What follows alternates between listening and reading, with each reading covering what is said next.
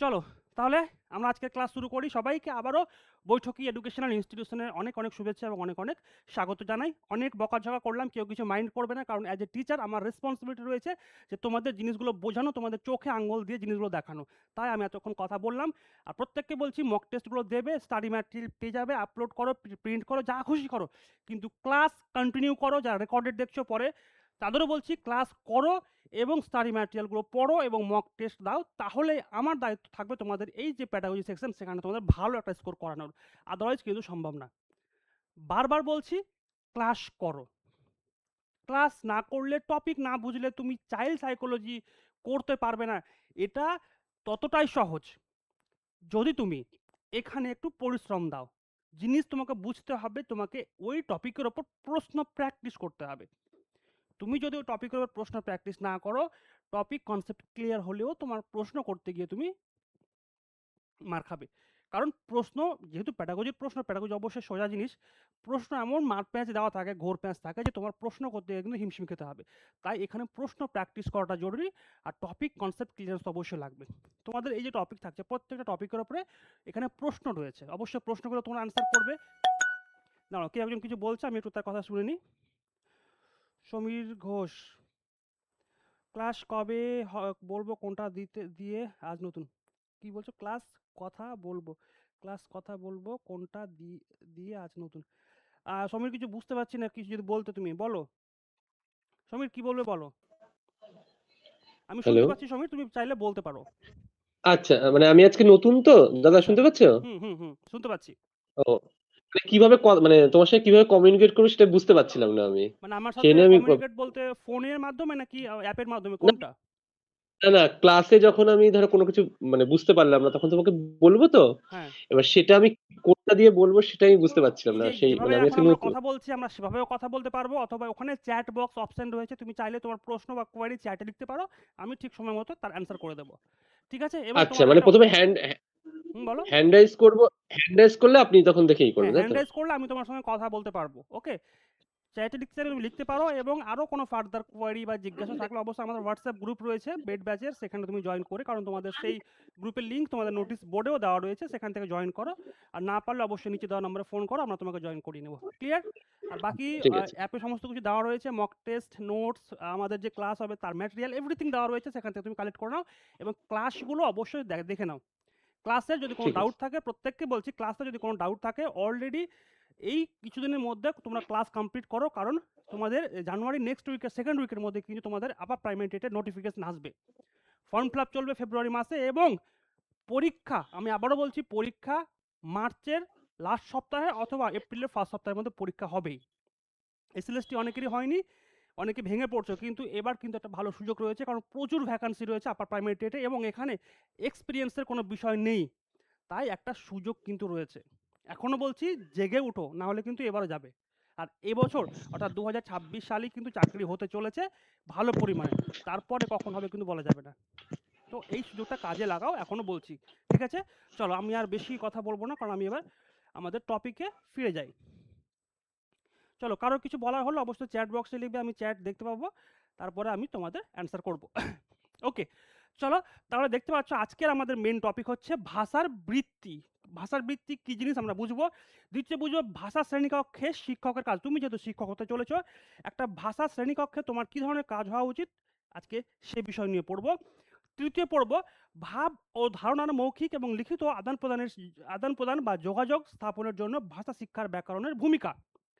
ওকে, 3 নম্বর পড়বো lad, LAD, যেটা আমি তোমাদের হোমওয়ার্ক দিয়েছিলাম। আমি জিজ্ঞেস করবো যারা আগের দিন ক্লাসে ছিলে তারা পড়েছো কিনা এই LDটা কি।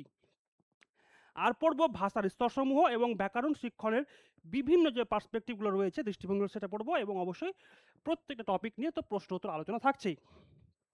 দেখো, একই জিনিস রয়েছে। এটা হচ্ছে আজকে আমাদের আজকের ক্লাসের মূল টপিক। এই টপিকগুলো নিয়ে আমরা কিন্তু আজকের ক্লাস করব। শেষ অবধি ক্লাস করো, তাহলে তোমার কোনো সমস্যা হবে না, অন্তত বাংলা প্যাডাগজির জন্য। দেখো, ভাষার বৃত্তি কি, তোমাকে ভাষার বৃত্তি বোঝার আগে তোমাকে একটা ইংলিশ টার্ম জানতে হবে, সেটা হচ্ছে কি ফাংশন। কারণ আমরা অনেক সময় ইংরেজি জানি, তার বাংলা জানি না। অনেক সময় হয় যে চেয়ার তো চেয়ার শুনেছি, ইউনিভার্সাল কথা চেয়ার, চেয়ারটা একটা ইংলিশ শব্দ, কিন্তু এর বাংলা কিন্তু দেখবে অনেকেই বলতে পারবে না। তো সেক্ষেত্রে তোমাকে এই ইংলিশ টার্মটা যখন বুঝতে পারবে যে ভাষার যে সমস্ত ফাংশনগুলো রয়েছে তার বাংলা হচ্ছে বৃত্তি। ঠিক আছে? তো ভাষার বৃত্তিগুলো বুঝবো। এখানে কোন, কোন বৃত্তিগুলো রয়েছে, তার কাজ কি, সেই জিনিসটা আমরা দেখব। ভাষার বৃত্তি কাকে বলছে দেখো। ভাষার বৃত্তি বলতে বোঝায় ভাষা মানুষ কি, কি কাজে ব্যবহার করে, একটু মনোযোগ দিয়ে শোনো। ভাষা, এই যে ভাষা অর্থাৎ আমরা যে বাংলা ভাষায় কথা বলছি বা মাতৃভাষা, এটাকে মানুষ ঠিক কোন, কোন কাজে ব্যবহার করে, ভাষার মাধ্যমে কি, কি উদ্দেশ্য পূরণ হয়। ওকে? একটা হলো সহজভাবে বললে ভাষা শুধু কথা বলার মাধ্যম নয়, এর নানা সামাজিক, নানা মানসিক ও জ্ঞানমূলক কাজ আছে, আর এইগুলোই হচ্ছে ভাষার বৃত্তি। অর্থাৎ ভাষার উদ্দেশ্যটাই হলো ভাষার বৃত্তি। ঠিক আছে? কি দেখো, ভাষা মানুষ কোন, কোন কাজে ব্যবহার করে এবং ভাষার মাধ্যমে তার ঠিক কোন, কোন উদ্দেশ্যগুলো পূরণ হয়। কোন উদ্দেশ্য? সামাজিক উদ্দেশ্য, মানসিক উদ্দেশ্য, জ্ঞানমূলক, এই সমস্ত উদ্দেশ্যগুলো পূরণ হয়। ঠিক আছে? তাহলে এটা হচ্ছে আমাদের ভাষার বৃত্তি। অ্যাকচুয়ালি ভাষার বৃত্ত জিনিসটা কি আমরা বুঝলাম। নেক্সট পয়েন্ট দেখো, এই যে ভাষার প্রধান যে বৃত্তি রয়েছে, খুব গুরুত্বপূর্ণ। দেখো প্রত্যেকটা জায়গা থেকে প্রশ্ন আসার সম্ভাবনা রয়েছে। আমি তোমাদের দেখিয়ে দেবো যে ঠিক এখান থেকে কোথায় প্রশ্ন আসবে বা এখান থেকে কোন প্রশ্নগুলো আসতে পারে। আমি বলতে, বলতে যাব। প্রত্যেকটা জায়গা থেকে প্রশ্ন আসবে এবং কোথা থেকে প্রশ্ন আসবে, কীরকম প্রশ্ন হতে পারে আমি বলতে থাকবো। চলো। ভাষার যে প্রধান বৃত্তিগুলো রয়েছে সেটা কি?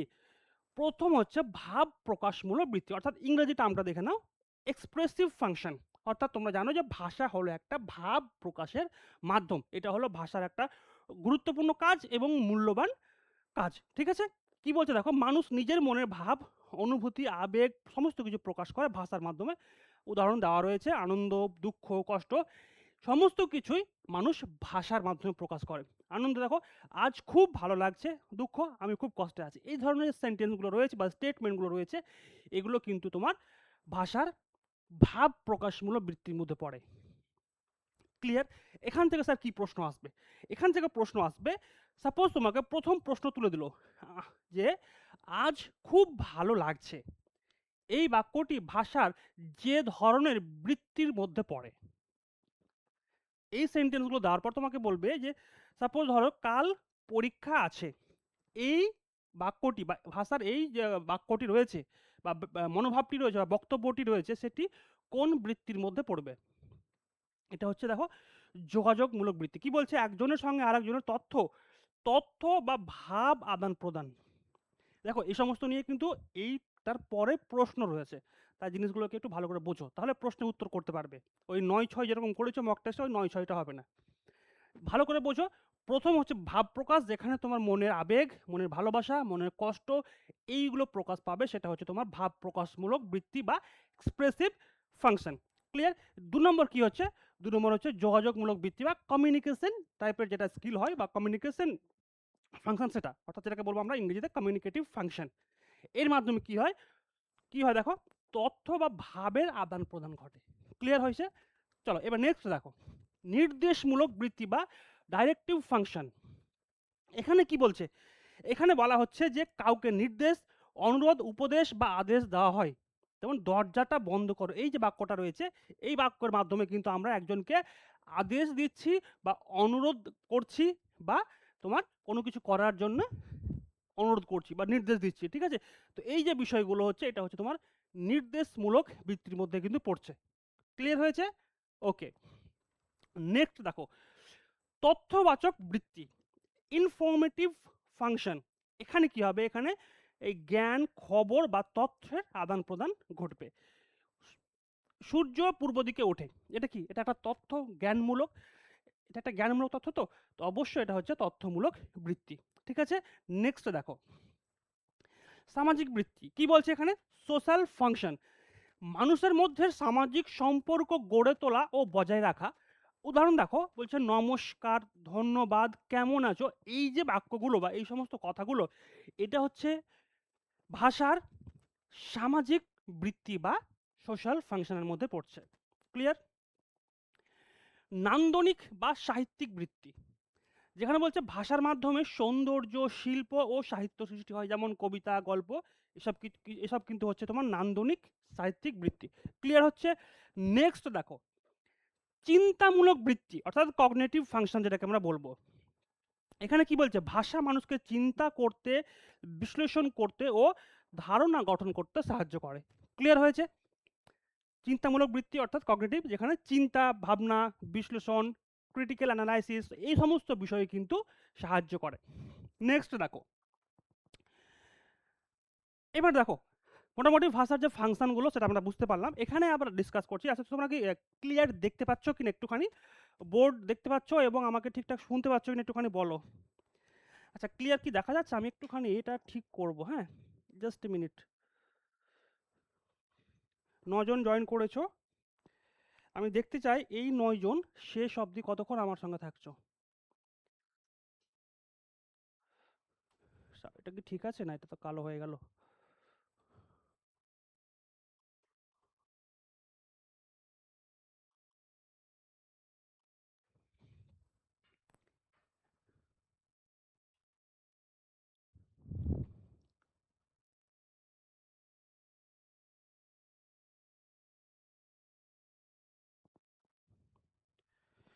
ওকে, লিখা দেখা যাচ্ছে না বলো? লিখা ক্লিয়ার আছে তো? ওকে ওকে গুড। হ্যাঁ দীপঙ্কর, সৌমিতা। ওকে সৌমিতা, আমি দেখতে চাই আজকে শেষ অবধি ক্লাসে কে থাকো। আর ক্লাসের শেষে একটা তোমাদের জন্য একটা বেশ ইম্পর্টেন্ট কথা বলার রয়েছে, ঠিক আছে? সেটা আমি ক্লাসের শেষে বলবো, খুব গুরুত্বপূর্ণ অ্যানাউন্সমেন্ট রয়েছে তোমাদের জন্য। Okay good. চলো এবার আমাদের যে মেইন টপিক সেটা হচ্ছে কি দেখো, শিশু ও ভাষার বৃত্তি। আমি তোমাদের প্রথম বরাবরই বলি যে আমরা যেটা পড়ি সেটা আমরা কেন পড়ি সেটা আমাদের বুঝতে হবে। যে আমরা যে স্যার ভাষার বৃত্তি পড়বো বা ল্যাঙ্গুয়েজের ফাংশন পড়বো, আমার কাজ কি? আমার কাজ হলো এটা যে আমরা যে চাইল্ড প্যাডাগজি সেকশনটা পড়ছি সেখানে মূল সেন্টারে রয়েছে শিশু। শিশুর সঙ্গে এই যে ভাষা বৃত্তি অর্থাৎ ল্যাঙ্গুয়েজ ফাংশনের ঠিক রিলেশনটা কি সেটা আমরা দেখবো। ইংরেজিতে টপিক দেখে নাও, the children and the function of language, এদের মধ্যে যে একটা রিলেশন রয়েছে সেটা ঠিক কী এবং কোন কাজে লাগে এইসবটা দেখবো। দেখো অনেক ভাষাবিজ্ঞানী ভাষার বৃত্তি সম্পর্কে তাদের মতামত ব্যক্ত করেছেন। এদের মধ্যে রোম্যান জ্যাকোবসন রয়েছে, মাইকেল এ কে হ্যালিডের মতবাদ সবচেয়ে বেশি আলোচিত হয়। এবার এই যে হ্যালিডে রয়েছে ইনি একজন হলেন ভাষাতত্ত্ববিদ। ইনার যে মতবাদ রয়েছে অর্থাৎ শিশুকেন্দ্রিক যে ইনার মতবাদ রয়েছে এটা সবচাইতে উৎকৃষ্ট এবং সবচাইতে বেশি আলোচিত হয়। উনি ঠিক কী কী বলছেন আমরা দেখব। শিশুরা অল্প বয়স থেকে ভাষার বৃত্তিগুলো রপ্ত করতে থাকে। ওকে, ফার্স্ট পয়েন্ট কি বলছে দেখো, শিশুরা অল্প বয়স থেকে তার ভাষার যে বৃত্তি সেটাকে রপ্ত করতে থাকে। দ্বিতীয় নম্বর দেখো, ভাষার বিকাশের সঙ্গে সঙ্গে তারা ভাষার বৃত্তিগুলো আয়ত্ত করে, কারণ এর মধ্যে দিয়েই শিশুর চাহিদা পূরণ হয়। এই আয়ত্ত বিষয়টা আমি বলেছি, এটাকে আমরা বলছি ল্যাঙ্গুয়েজ অ্যাকুইজিশন। ঠিক আছে, ওরা আশা করি তোমরা বিষয়টা জানো।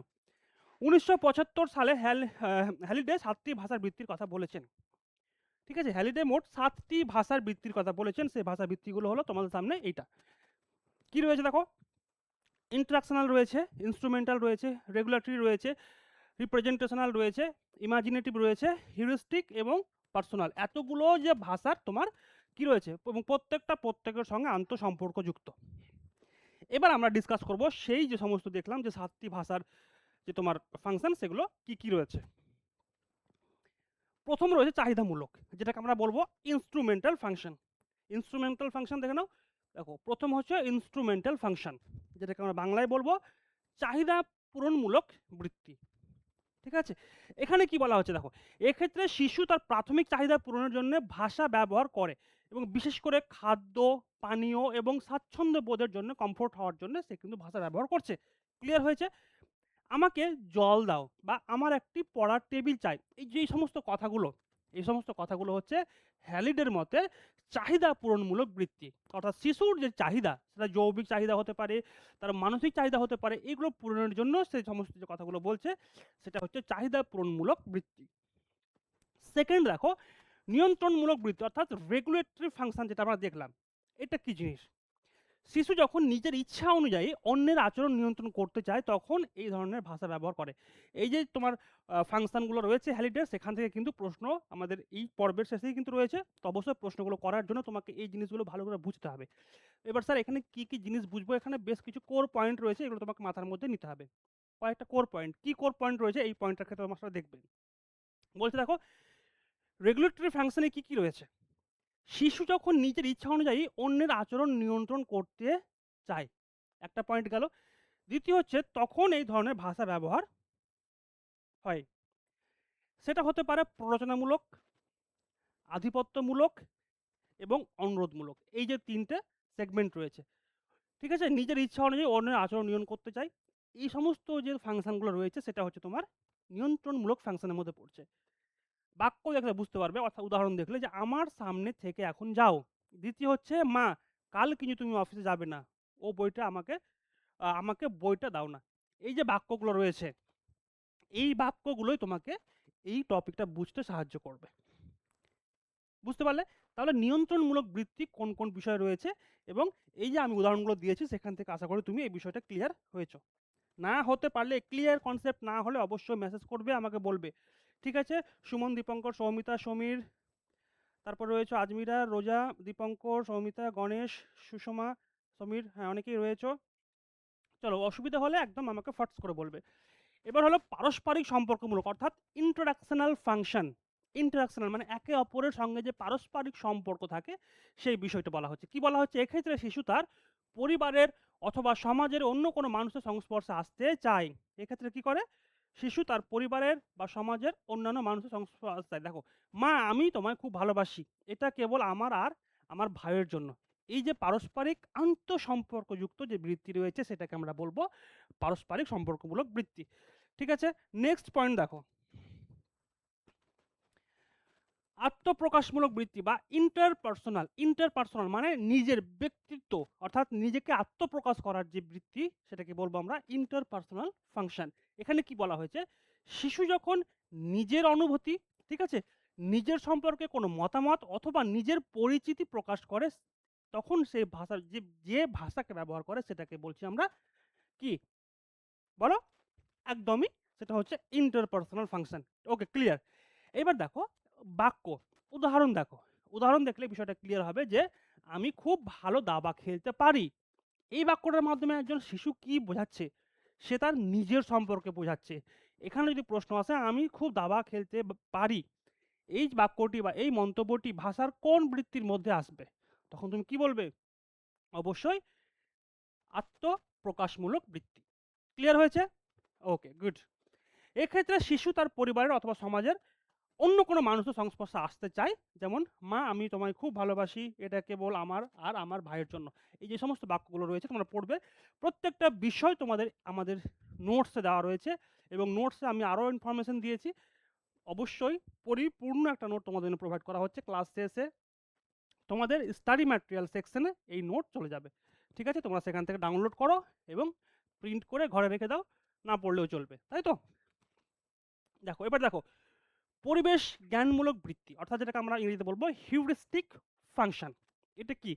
এটা হচ্ছে এই বৃত্তির মধ্যে দিয়ে শিশু বাইরের পরিবেশকে নিজের কাছে উন্মোচন করতে চায়।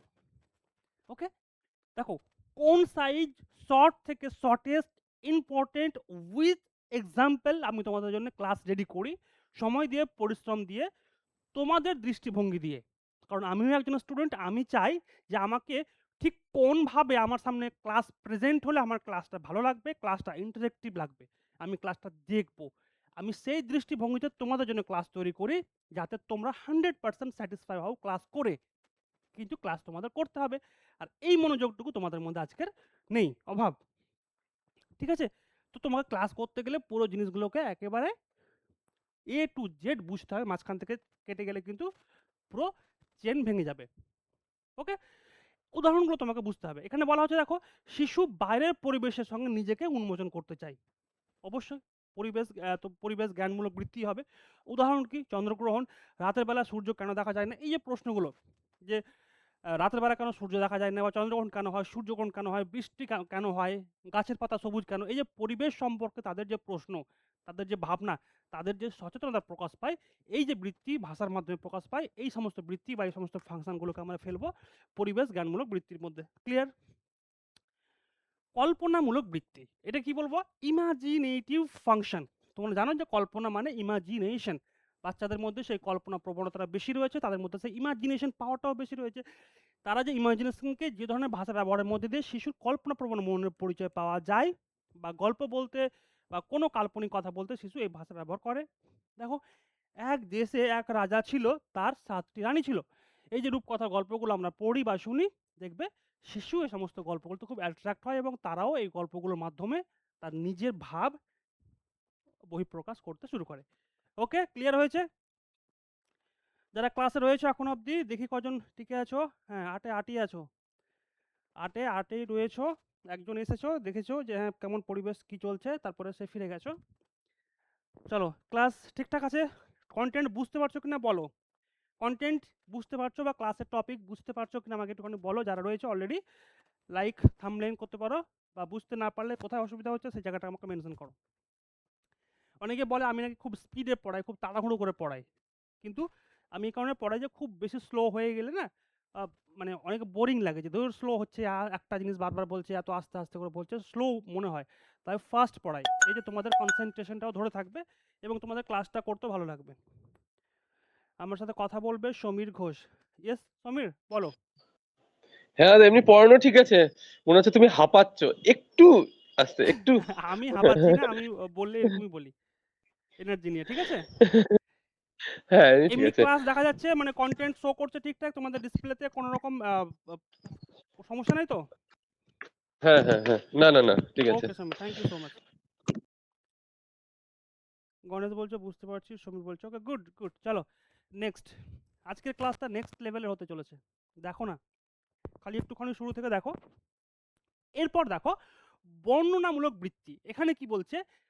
রিপ্রেজেন্টেশনাল ফাংশন মানে কি? মানে হচ্ছে দেখো, এখানে কোনো ঘটনা বা তথ্যের বর্ণনা থাকে। এটা কিন্তু খুব গুরুত্বপূর্ণ। এখানে কোনো ঘটনা বা তথ্যের বর্ণনা থাকে, তথ্য দেওয়া থাকে না, তথ্যের বর্ণনা থাকে। দুটো জিনিস কিন্তু এখানে ভুল হওয়ার সম্ভাবনা। এর আগে আমি পড়িয়েছি যে জ্ঞানমূলক যেখানে, সেখানে তথ্য দেওয়া থাকে, এখানে তথ্যের বর্ণনা থাকে। কি বলা হচ্ছে? উদাহরণ দেখো, আজ সকাল থেকে বৃষ্টি পড়ছে, বিকেলে বিকেলে আমরা মেলা দেখতে যাব। এই যে বিষয়গুলো রয়েছে, তোমাকে একটুখানি সবাইকে সবার থেকে আলাদা করে দেখলে তোমার কাছে এই টপিকগুলো ক্লিয়ার হবে। হয়েছে? শেষে কয়েকটা কথা লেখা রয়েছে গুরুত্বপূর্ণ, তোমরা একটু পড়ে নাও, আমি একটু সরে যাই। এখানে বলা হচ্ছে জন্মের পর শিশু স্বাভাবিকভাবেই তার মাতৃভাষা রপ্ত করে, যেটাকে আমরা ল্যাঙ্গুয়েজ অ্যাকুইজিশন নামে জানি। নিজের প্রয়োজন বা চাহিদা পূরণের জন্যই সে ভাষার ব্যবহার করে, যেটাকে আমরা বলছি ভাষার বৃত্তি। সে মায়ের কোল চায়, কারণ ওটা তার প্রয়োজন, কারণ এটাও একটা ভাষার বৃত্তির মধ্যে পড়ছে। সে খাদ্য চায়, সে জগতের সব কিছুকেই জানতে চায়, কারণ এগুলো তার প্রয়োজন।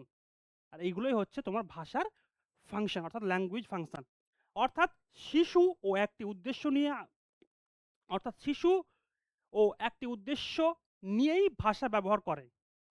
এখানে ওটা আলাদা হয়ে গেছে বলে অসুবিধা হচ্ছে। শিশুও একটি উদ্দেশ্য নিয়েই কিন্তু ভাষা ব্যবহার করে।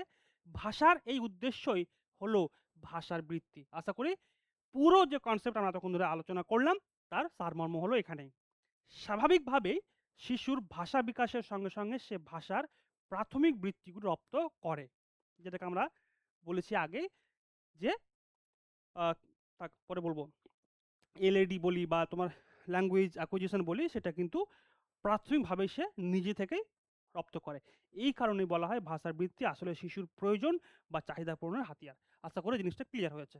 ওকে, আরও একটা বিষয় বলে যে আমাদের বৈঠক ইনস্টিটিউশনকে সবাই তোমরা চেনো। আমাদের স্টুডেন্ট যারা আমাদের ক্লাস দেখো ইউটিউবে, তাদের প্রচুর রিকোয়েস্ট থাকে স্যার আপনাদের ক্লাস ইউটিউবে প্রোভাইড করুন। তো আমরা সেই সমস্ত ক্লাস ইউটিউবে প্রোভাইড করি, এবং তোমরা যদি আমাদের সঙ্গে জয়েন করতে যাও, কিউআর কোড রয়েছে, আমাদের অ্যাপ রয়েছে। আপার প্রাইমারি টেটের ক্লাস এই মুহূর্তে চলছে, তোমরা দেখতে পাচ্ছ যে ক্লাসটা অলরেডি দেখছো, সেটা আপার প্রাইমারি টেটের। তো তোমরা চাইলে জয়েন হতে পারো, কারণ মার্চের মধ্যে পরীক্ষা হচ্ছে, মার্চের লাস্ট উইক, খুব বেশি গেলে এপ্রিলের ফার্স্ট উইক, এবং হিউজ পরিমাণে তোমার ভ্যাকান্সি রয়েছে। এসএলএসটি তো হয়েই গেল, প্রথম সারির যে সমস্ত আহ, চাকরি প্রার্থী রয়েছে তারা তো জয়েন হয়ে যাচ্ছে, তারা তো চলে যাচ্ছে নবম দশম একাদশ দ্বাদশে। বাকি যারা রয়েছেও তারা কিন্তু অবশ্যই এই আপার প্রাইমারি টেটটাকে টার্গেট করো, কারণ এই টেট এবার 2026-এ টেট পরীক্ষা হবে এবং নিয়োগও হবে। তাই আর ছেলে খেলার সময় কিন্তু একেবারে নাই। যারা অ্যাডমিশন নিয়েছো, যারা আমাদের সঙ্গে রয়েছে, তারাও ছেলে খেলা করছো, ঠিকঠাক মক টেস্ট দিচ্ছ না, ঠিকঠাক পড়ছো না, ক্লাস অ্যাটেন্ড করছো না, তো এইভাবে আসলে হয় না। হ্যাঁ, দুজন জয়েন করেছো, দুজন আব্দুল আলিম আর সৌরিমা কলিয়া। আচ্ছা, তোমাদের কোনো প্রবলেম হলে বলবে। Okay Azmira, thank you so much. হ্যাঁ, চলো 10 জন হয়েছো, দেখি লাস্ট অবধি কতজন টিকছো। এবার হচ্ছে আরও একটা গুরুত্বপূর্ণ টপিক, প্রথম টপিক হয়ে গেল, প্রথম টপিক ভুলে যাও। প্রথম টপিক ছিল কি, ভাষার ফাংশন অর্থাৎ ভাষার বৃত্তি আমরা পড়ে নিয়েছি। হ্যালিডের যে 7টা ভাষার বৃত্তি ছিল সেটাও পড়ে নিয়েছি, আশা করি বুঝতে পেরেছো। এবং মেন ভাষার বৃত্তিগুলো পড়ে নিয়েছি। বৃত্তির সঙ্গে ফাংশনের যে বিষয়টা বলেছি প্রথমে, সেটা একটু মনে রাখবে, কারণ সেটা ভুলে যাবে। অনেক সময় বৃত্তি মানেটা ঠিক বুঝতে পারো না যে ভাষার বৃত্তি মানে কোনটাকে বলছে। এবার যখন পাশাপাশি ইংরেজি দেখবে যে ফাংশন, তখন মনে পড়বে যে হ্যাঁ ভাষার ফাংশন। ঠিক আছে, ক্লিয়ার? এবার আমাদের দ্বিতীয় টপিক হচ্ছে ভাষা শ্রেণীকক্ষে একজন ভাষা শিক্ষকের মূল কাজ। তুমি যেহেতু আপার প্রাইমারি টেট কোয়ালিফাই করে একজন স্কুলের শিক্ষক হবে, তো সেই স্কুলে তুমি যখন ভাষা পড়াবে, তো ভাষা পড়াতে যাওয়ার আগে একজন শিক্ষক হিসেবে বা একজন আদর্শ শিক্ষক হিসেবে তোমার ঠিক করণীয়টা কি হবে, এটাই হলো আজকের পরবর্তী টপিকের আমাদের মূল অংশ। ওকে, যে তুমি আদর্শ শিক্ষক হিসেবে যখন পড়াতে যাবে, তখন তোমার একজন শিক্ষক হিসেবে কর্তব্যটা কি হবে, এটাই আমাদের আজকের টপিক। আশা করি বুঝতে পেরেছো, তোমরা সকলেই জানো, কিন্তু পরীক্ষার দৃষ্টিভঙ্গিতে আমাদের জিনিসগুলো দেখতে হবে। কি বলছে দেখো, classroom management strategies for teachers. প্রথমে হচ্ছে এই যে classroom management and strategies of টিচার্সের ক্ষেত্রে কোন কোন বিষয়গুলো তোমাকে দেখতে হবে। ফার্স্ট দেখো, স্টাবলিশ ক্লিয়ার এক্সপেকটেশন। সেকেন্ড হচ্ছে build positive relationship, establish classroom routine, use positive reinforcement and engage student activity. ঠিক আছে, এবার এই বিষয়টাকে আমরা এখানে পুরোটা ডিসকাস করব। ওকে, প্রথমে দেখো ভাষার দক্ষতা বিকাশ। একজন ল্যাঙ্গুয়েজ টিচার হিসেবে তোমার যে কর্তব্য রয়েছে তার মধ্যে প্রধান এবং প্রথম কর্তব্য হচ্ছে সেই ক্লাসের যতগুলো স্টুডেন্ট রয়েছে তাদের ভাষা দক্ষতার বিকাশ। এর জন্য তোমার করণীয় হচ্ছে শিক্ষার্থীদের শ্রবণ দক্ষতা অর্থাৎ লিসেনিং স্কিল, বক্তৃতা দক্ষতা অর্থাৎ বলার ক্ষমতা যেটাকে আমরা স্পিকিং স্কিল বলবো, পড়ার দক্ষতা অর্থাৎ রিডিং স্কিল, এবং লিখন দক্ষতা অর্থাৎ রাইটিং স্কিল। এই চারটে যে দক্ষতা বা স্কিল রয়েছে সেগুলোকে ডেভেলপ করা। ক্লিয়ার? খুব গুরুত্বপূর্ণ এই বিষয়টা, আমরা আগের দিন পড়েছি এবং এখান থেকে প্রশ্ন আসে, অর্থাৎ যেটাকে আমরা বলি LSR W। ওকে, নেক্সট দেখো, যোগাযোগমূলক পরিবেশ সৃষ্টি। অবশ্যই একটা ক্লাসরুম হবে কমিউনিকেটিভ ক্লাসরুম, যেখানে স্টুডেন্ট এবং শিক্ষক সবাই সমান সমান কথা বলার অধিকার থাকবে। এমন না যে একমুখী ক্লাস হচ্ছে, যে শিক্ষক একাই নিজে বলছে, এটাও হয় না। ক্লাসরুম হবে শিক্ষক এবং শিক্ষার্থী সবার সমান সমান সুযোগ থাকবে, অর্থাৎ 50-50 সুযোগ। দেখো কি বলা হচ্ছে, শ্রেণীকক্ষে ভাষা ব্যবহারমূলক পরিবেশ তৈরি করা কার রেসপন্সিবিলিটি? তোমার রেসপন্সিবিলিটি। প্রশ্ন, উত্তর, আলোচনা, সংলাপ, দলগত কাজের সুযোগ দেওয়া, এগুলো হচ্ছে তোমার কাজ, ভূমিকা। যে একটা ক্লাসকে ইন্টারেক্টিভ করার জন্য, যোগাযোগমূলক করার জন্য ঠিক তুমি কোন কোন স্টেপগুলো নিতে পারো। যারা হয়তো এসএলএসটি বা প্রাইমারিতে ইন্টারভিউ দেবে, ঠিক এই প্রশ্ন করতে পারে যে ক্লাসে যোগাযোগমূলক পরিবেশ সৃষ্টি করার জন্য আপনি ঠিক কী করতে পারবেন বা আপনার ভূমিকা কী। অবশ্যই প্রশ্ন উত্তর সেশন করতে পারো, আলোচনা সভার আয়োজন করতে পারো, সংলাপ, বিভিন্ন নাটকের আয়োজন করতে পারো, এবং দলগত বিভিন্ন কাজের যে অ্যাক্টিভিটি সেগুলো তুমি করতে পারো। ওকে, নেক্সট পয়েন্ট দেখো, শুদ্ধ ও প্রাঞ্জল ভাষা ব্যবহারের শেখানো। অবশ্যই তোমাকে ভাষাটা শুদ্ধ এবং প্রাঞ্জল করে শেখাতে হবে। কি কি রয়েছে এর মধ্যে সেটা দেখো, উচ্চারণ সংশোধন, বাক্য গঠন ও শব্দচয়ন শেখানো, শুদ্ধ ভাষা ব্যবহারের অভ্যাস গড়ে তোলা। এগুলো একজন ভাষা শিক্ষকের গুরুত্বপূর্ণ বৈশিষ্ট্য বা গুরুত্বপূর্ণ কর্তব্যের মধ্যে পড়ে। অ্যাজ এ ল্যাঙ্গুয়েজ টিচার, তুমি যেহেতু ল্যাঙ্গুয়েজ প্যাডাগজি পড়ছো, তোমার ক্ষেত্রে এই বিষয়গুলো খুব গুরুত্বপূর্ণ। এখান থেকে দেখা গেলো যে তোমার পরীক্ষা আসতে পারে যে একজন ভাষা শিক্ষক হিসেবে নিচের কোন বৈশিষ্ট্যটি আপনার জন্য উপযুক্ত নয়। দেখা গেলো এখান থেকে 3টে দিয়ে দিল, একটা অন্য একটা বৈশিষ্ট্য তুলে দিল, তখন তোমাকে সেই যে নয় বক্তব্যটি রয়েছে সেটিকে তোমাকে মার্ক করতে হবে। ঠিক আছে, তো এই যে প্রত্যেকটা বৈশিষ্ট্য সেটাও কিন্তু গুরুত্বপূর্ণ। এবং পাশাপাশি একটা কথা বলে রাখি, ইংলিশ প্যাডাগজিতেও কিন্তু সেম জিনিস, সেম টপিক, সব কিছু সেম। বাংলার কনসেপ্ট তোমার যদি ক্লিয়ার হয়ে গেছে বা হয়ে যায়, তাহলে তুমি ইংলিশ প্যাডাগজিতেও 15 নম্বর থাকে, সেটাও তুমি পড়তে পারবে। ঠিক আছে, বাংলা প্যাডাগজি ক্লাস তোমার যদি ক্লিয়ার হয়ে যায়, ইংলিশটাও করতে পারবে। এবং শুধু এই প্যাডাগজিগুলো তোমার আপার প্রাইমারি টেট এবং সিটেট পেপার 1 এবং সিটেট পেপার 2 এই সমস্ত পরীক্ষায় কিন্তু কাজে লাগবে, এই কথাটা মাথায় রেখে। এবং এই ল্যাঙ্গুয়েজ প্যাডাগজির ক্লাস ইউটিউবে কিন্তু নেই বললেই চলে। ঠিক আছে, এবং যারা দেয় তারা সেরকম বিজনেস পারপাসে ক্লাস দেয়। আমার উদ্দেশ্য তোমাদের কাছে সেই ক্লাসগুলো ভালো করে পৌঁছে দেওয়া। তাই যারা ইউটিউব থেকে দেখছো অবশ্যই আমাদের লাইক, কমেন্ট করবে এবং সাবস্ক্রাইব করবে এবং ক্লাসটা কেমন লাগছে সেটাও কিন্তু আমাদের জানাবে। ঠিক আছে? বাকি যারা আমাদের স্টুডেন্ট যারা আমাদের সাথে ক্লাস করছো তাদেরকে বলব ক্লাসটা শেষ অবধি করার জন্য। ওকে? চলো, গুড। এবার হচ্ছে ৪ নম্বর পয়েন্ট, শিক্ষার্থী কেন্দ্রিক শিক্ষণ পরিচালনা। শিক্ষার্থী কেন্দ্রিক শিক্ষণ পরিচালনা মানে হচ্ছে এটাই যে তুমি যে বাচ্চাকে পড়াবে সেটা অবশ্যই তোমার বাচ্চার মনোভাব সম্পন্ন হতে হবে।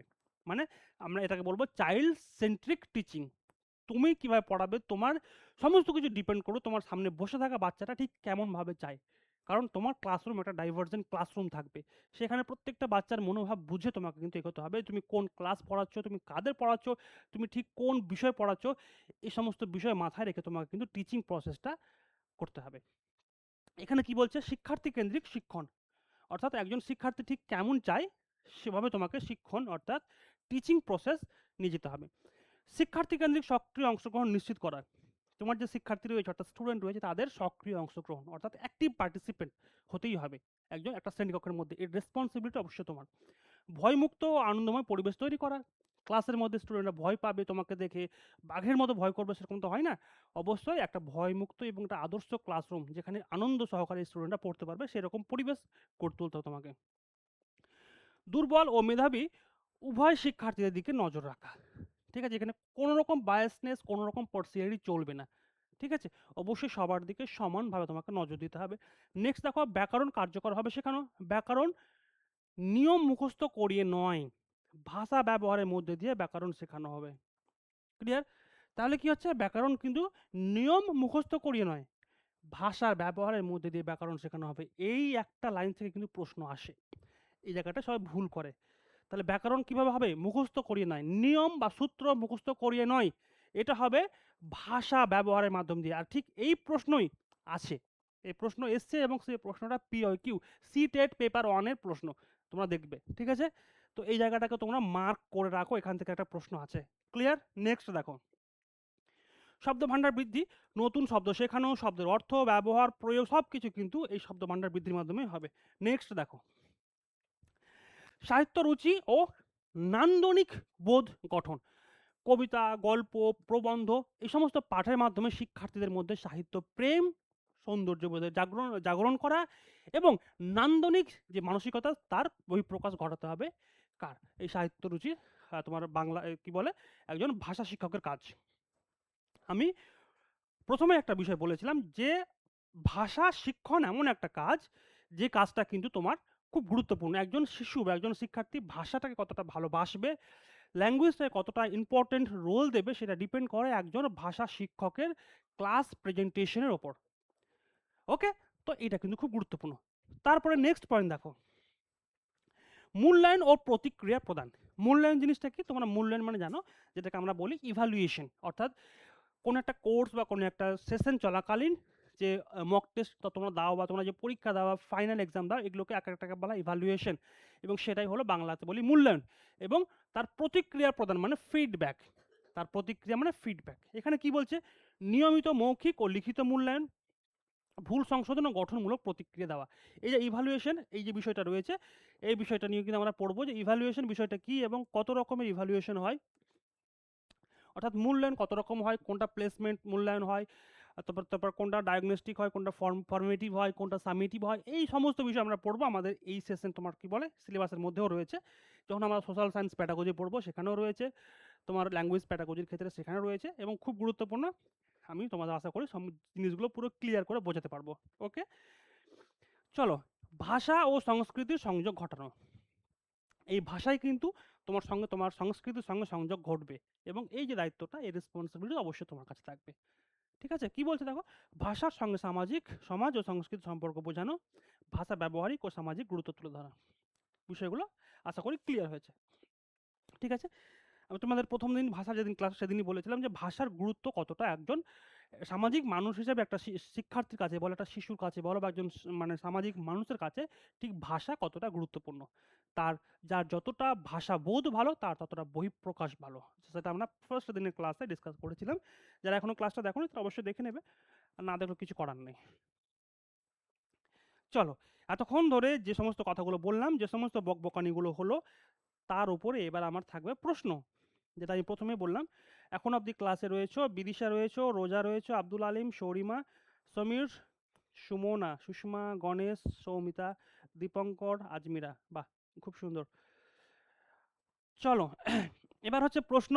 প্রথম কথা, প্রশ্নে অ্যান্সার দেওয়ার আগে প্রশ্নের নাম্বারটা দেবে, তাহলে বুঝতে সুবিধা হবে। প্রত্যেকে প্রশ্ন উত্তর দেবে, এবং একটা খাতা থাকলে ভালো হয়, দেখে না তোমার কটা ঠিক হচ্ছে। ঠিক আছে, একটু দেখে নেবে যে তোমার কটা ঠিক হলো, শেষে আমি সবাইকে জিজ্ঞেস করবো কার কটা ঠিক হলো। প্রশ্ন উত্তর কিন্তু দুটো পর্বে রয়েছে, এই পর্বের একটা প্রশ্ন উত্তর, এবং নেক্সট যে টপিক শুরু করবো সেই পর্বেরও কিন্তু প্রশ্ন উত্তর। ক্লাস শেষ হয়ে যায়নি, ক্লাস সবে 44 মিনিট হয়েছে, ক্লাস প্রায় 1.25 ঘন্টা ক্লাস চলবে। ঠিক আছে, চলো, তোমাদের প্রথম প্রশ্ন হচ্ছে এটা। ফটাফট অ্যান্সার করো তো, 30 সেকেন্ডের মধ্যে অ্যান্সার করো।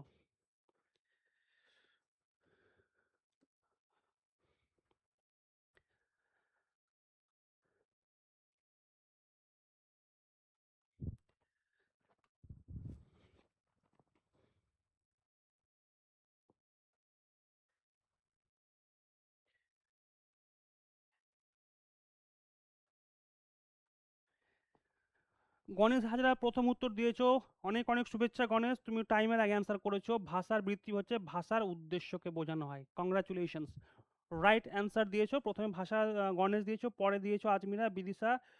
ওকে, সবার ঠিক আছে, সৌমিতা, সমীর, ওকে গুড। চলো নেক্সট অ্যান্সার ফটাফট করবো, হ্যাঁ।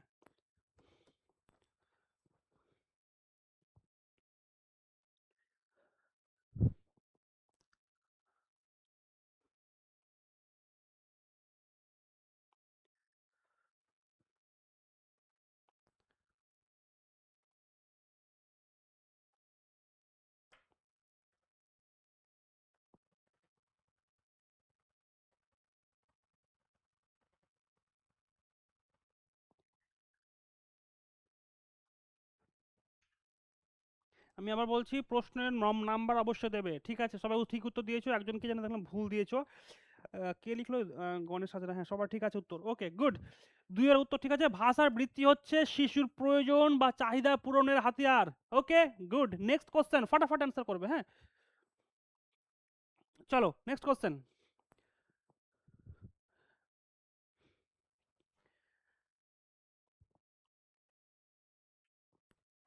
আমি আগেই বলেছিলাম এরকম প্রশ্ন দেওয়া রয়েছে, আমি আগেই তোমাদের বলেছি এরকম প্রশ্ন দেওয়া রয়েছে, এবার এবার বোঝো এই প্রশ্নের উত্তর কি হবে, বলো ফটাফট বলো। বাহ, congratulation Samir, congratulation Bidisha, Abdul Alim, Azmira, Soumita, okay good. পৃথিবীর, সরি, এক সেকেন্ড দাঁড়াও। ওখানে হচ্ছে তোমার পৃথিবীর 3 ভাগ জল 1 ভাগ স্থল, এখানে কোন ভাষার বৃত্তি অর্থাৎ ল্যাঙ্গুয়েজ ফাংশন ব্যবহার হয়েছে, সেটা হচ্ছে তোমার তথ্যমূলক। Good, okay next question. চলো, খুব সুন্দর হয়েছে।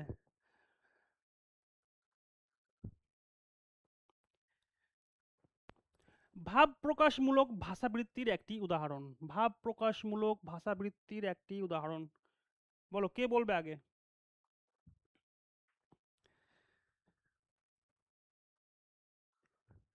বাহ, খুব সুন্দর। প্রথম প্রথম উত্তর দিয়েছো কে? আমাদের সমীর দিয়েছো, হ্যাঁ সমীর। সমীর, বিদিশা, রোজা, সুমনা, বাহ। ভাব প্রকাশ, আরে এ কি ডিস্টার্ব করছে বলো দেখি একটুখানি। ভাব প্রকাশ, ঠিক আছে, ভাব প্রকাশমূলক ভাষাবৃত্তির উদাহরণ হচ্ছে পাহাড়টা দেখে মন ভরে গেল, কারণ এই একটা বাক্যের মাধ্যমে কিন্তু অবশ্যই তোমার মনের যে ভাব সেটার প্রকাশ পেলো। ঠিক আছে, বাইরে যেও না, এটাও হবে না, আমি চাই না সে আসুক, আমার মা নাই, এগুলোও হবে না। তাহলে ভাব প্রকাশের ক্ষেত্রে অবশ্যই পাহাড় দেখে মনটা ভরে গেল। নেক্সট কোশ্চেন দেখো, ফাটছে। ভাষার বৃত্তি শিক্ষণের ক্ষেত্রে যে পদ্ধতিটি সবচেয়ে বেশি কার্যকর?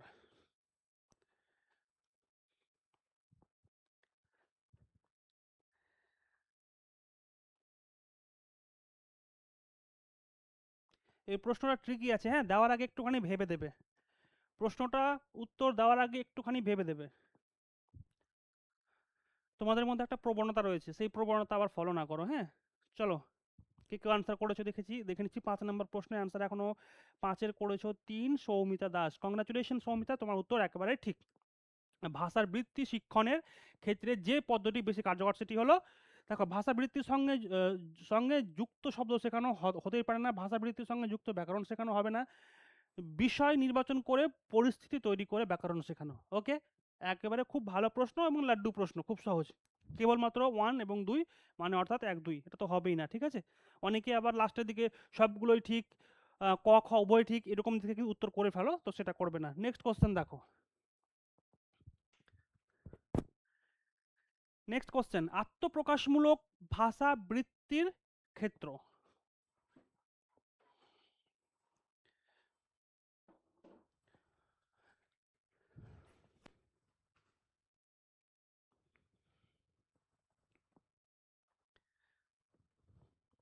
বলো, আত্মপ্রকাশমূলক ভাষা বৃত্তির ক্ষেত্রে ঠিক কোনটা হয়?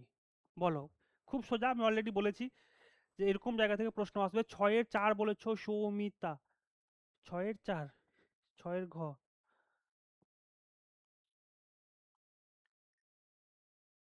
6-এর 1 এক্স্যাক্টলি। আজমিরা, গণেশ এবং সুষমা চৌধুরী দিয়েছো সঠিক উত্তর। আমি তোমাদের ওই জায়গাতে পড়াতে পড়াতে ঠিক ওই জায়গাতে বলেছিলাম যে এখানে কিন্তু এই জায়গাটা তোমরা গুলিয়ে ফেলবে, আর ঠিক গুলিয়ে ফেলেছো এখানে। দেখো, আত্মপ্রকাশমূলক ভাষাবৃত্তির ক্ষেত্রে তোমার হচ্ছে কোনটা বলো তো? শিশু নিজের মতামত জানায়, সে জ্ঞানের চাহিদা প্রকাশ করতে চায়, এটা কিন্তু হবে না। আমি এটা ওখানেই বলেছিলাম যেখানে ক্লাস করছিলাম যে তোমরা ঠিক এই জায়গাতে গুলাবে। তো জ্ঞানের চাহিদা প্রকাশ করতে চাই, এটা কিন্তু আত্মপ্রকাশমূলক ব্যাপ্তি হবে না। তাহলে এটা কোনটা হবে? অবশ্যই তোমরা কমেন্টে লিখো।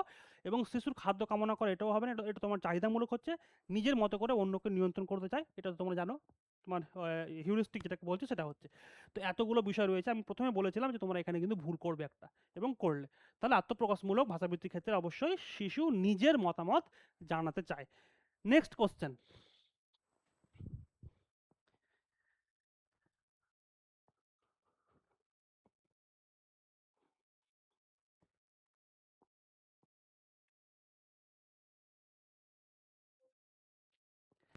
7 নম্বর প্রশ্ন কি বলছে? বর্ণনামূলক ভাষাবৃত্তিতে নিচের মধ্যে কোনটি থাকে? আত্মপ্রকাশের বর্ণনা থাকে, তথ্য থাকে, জ্ঞানের বর্ণনা থাকে, নাকি নিজের বর্ণনা থাকে?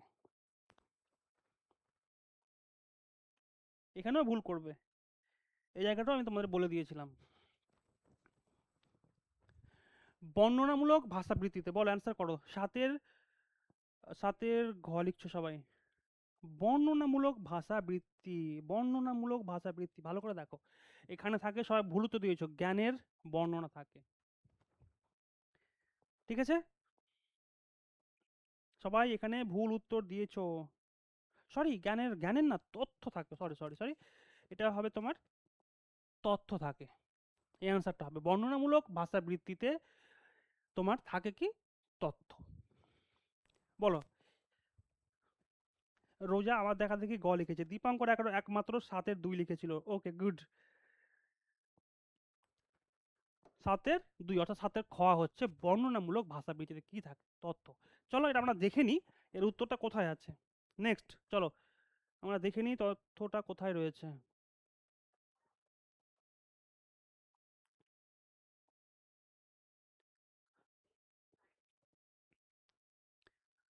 এই দেখো, পাচ্ছো? দেখো, পেয়েছো পেয়েছো, উত্তর পেয়েছো। এখানে কোনো ঘটনা বা তথ্যের বর্ণনা থাকে। আমি বলেছিলাম, আমি প্রথমে বলেছিলাম যে এইখান থেকে প্রশ্নটা থাকবে।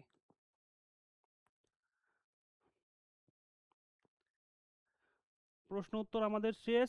কে কতগুলো পেয়েছে বলো? মোটামুটি কটা প্রশ্ন ছিল? 7টা প্রশ্ন। 7টা প্রশ্নে কার কটা হয়েছে আমাকে একটু লিখে দেখাও তো দেখি। প্রশ্ন নাম্বার 1 করে, যেহেতু আপার প্রাইমারিতে প্রশ্ন নাম্বার 1 করে থাকে, কে কতগুলো প্রশ্নের উত্তর করতে পেরেছো আমাকে একটু লিখে দাও, আমি একটু দেখবো।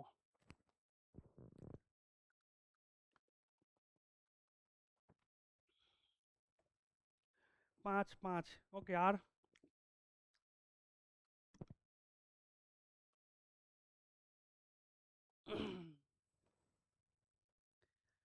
বাকিরা যারা কম পেয়েছো ওরা কেউ লিখছে না। গণেশ পেয়েছে 6।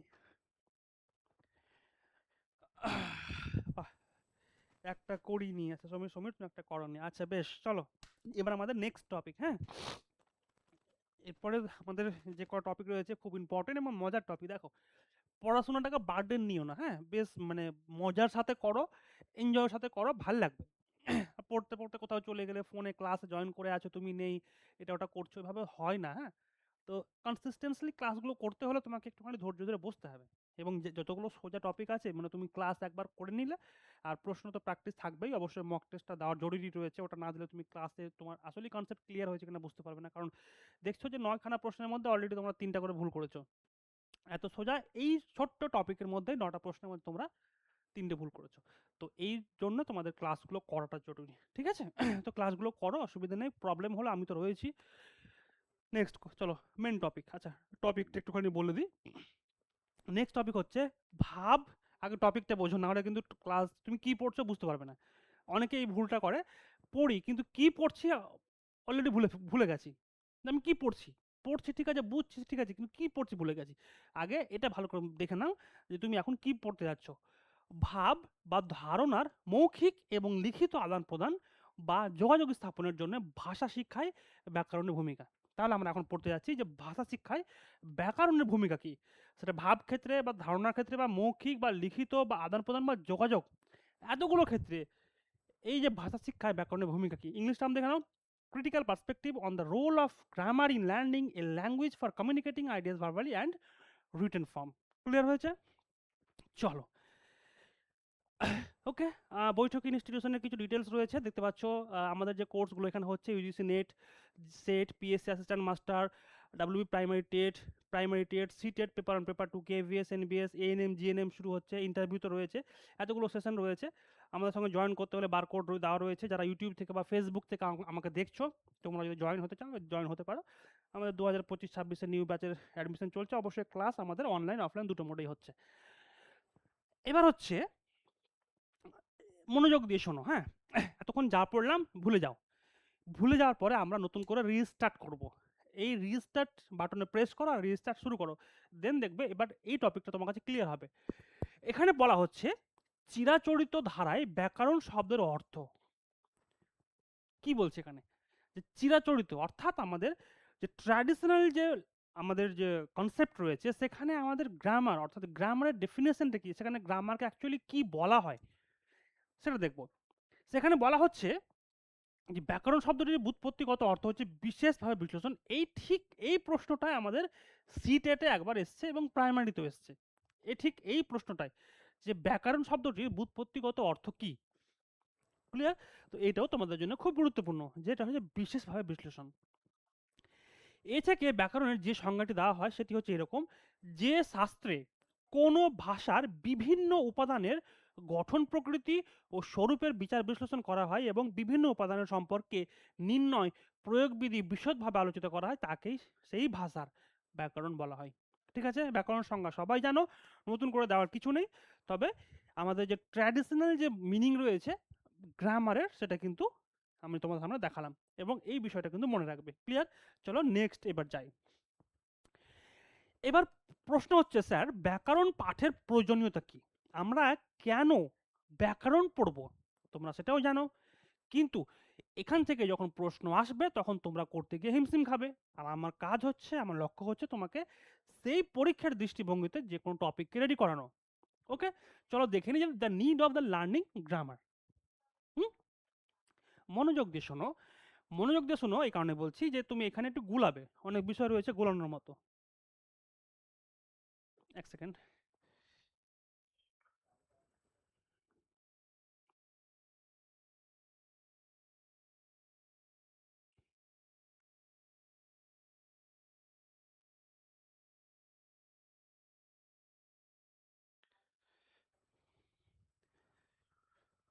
ওকে চলো, সরি একটুখানি ইমার্জেন্সি কল ছিল। ব্যাকরণ পাঠের চিরাচরিত ধারাকে যারা সমর্থন করেন তাদের কাছে ব্যাকরণ পাঠের কয়টা প্রয়োজনীয়তা আছে। এখান থেকে একটা প্রশ্ন আসবে, ধরে নাও এখানে একটা প্রশ্ন দেওয়া রয়েছে। কি প্রশ্ন? যে ব্যাকরণ পাঠের চিরাচরিত ধারায় ঠিক কোন বিষয়গুলো বলা হয়েছে বা ঠিক কোন বিষয়টা বলা হয়নি। হয়নি বলার পর তোমাকে এখানে 4 নম্বরে একটা অপশন জুড়ে দেবে। কি হচ্ছে দেখো, প্রথম আছে ভাষার বিভিন্ন উপাদানের গঠন ও প্রকৃতি জানা। দ্বিতীয় হচ্ছে ভাষার বিভিন্ন উপাদানের সুষ্ঠু ব্যবহার জানা, এটা ভুল আছে, এবং ভাষা ব্যবহারের ক্ষেত্রে শুদ্ধাশুদ্ধি নির্ণয় করতে করতে পারা, এটা করতে, ঠিক আছে, করতে পারা। 3টে, এবং এখানে একটা নতুন একটা পয়েন্ট জুড়ে দিল। তাহলে তোমাকে উত্তর করতে হবে। তাহলে তোমাকে এই 3টে বিষয় খুব গুরুত্ব জানতে হবে, যে কি বলা হচ্ছে, যে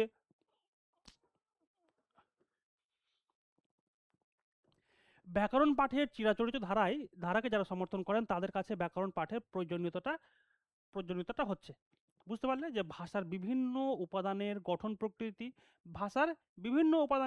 প্রকৃতি, বিভিন্ন উপাদানের সুষ্ঠু ব্যবহার এবং শুদ্ধ অশুদ্ধকে নির্ণয় করতে পারা, এই তিনটে ইম্পর্টেন্ট জিনিস তোমাকে মনে রাখতে হবে। ক্লিয়ার হয়েছে? এই তিনটে ইম্পর্টেন্ট জিনিস। নেক্সট দেখো, ভাষার স্তরসমূহ অর্থাৎ লেভেল অফ ল্যাঙ্গুয়েজ। বাংলার সাথে সাথে তোমাকে এই ইংলিশ টার্মটা একটুখানি দেখতে হবে, না হলে একটুখানি সমস্যা।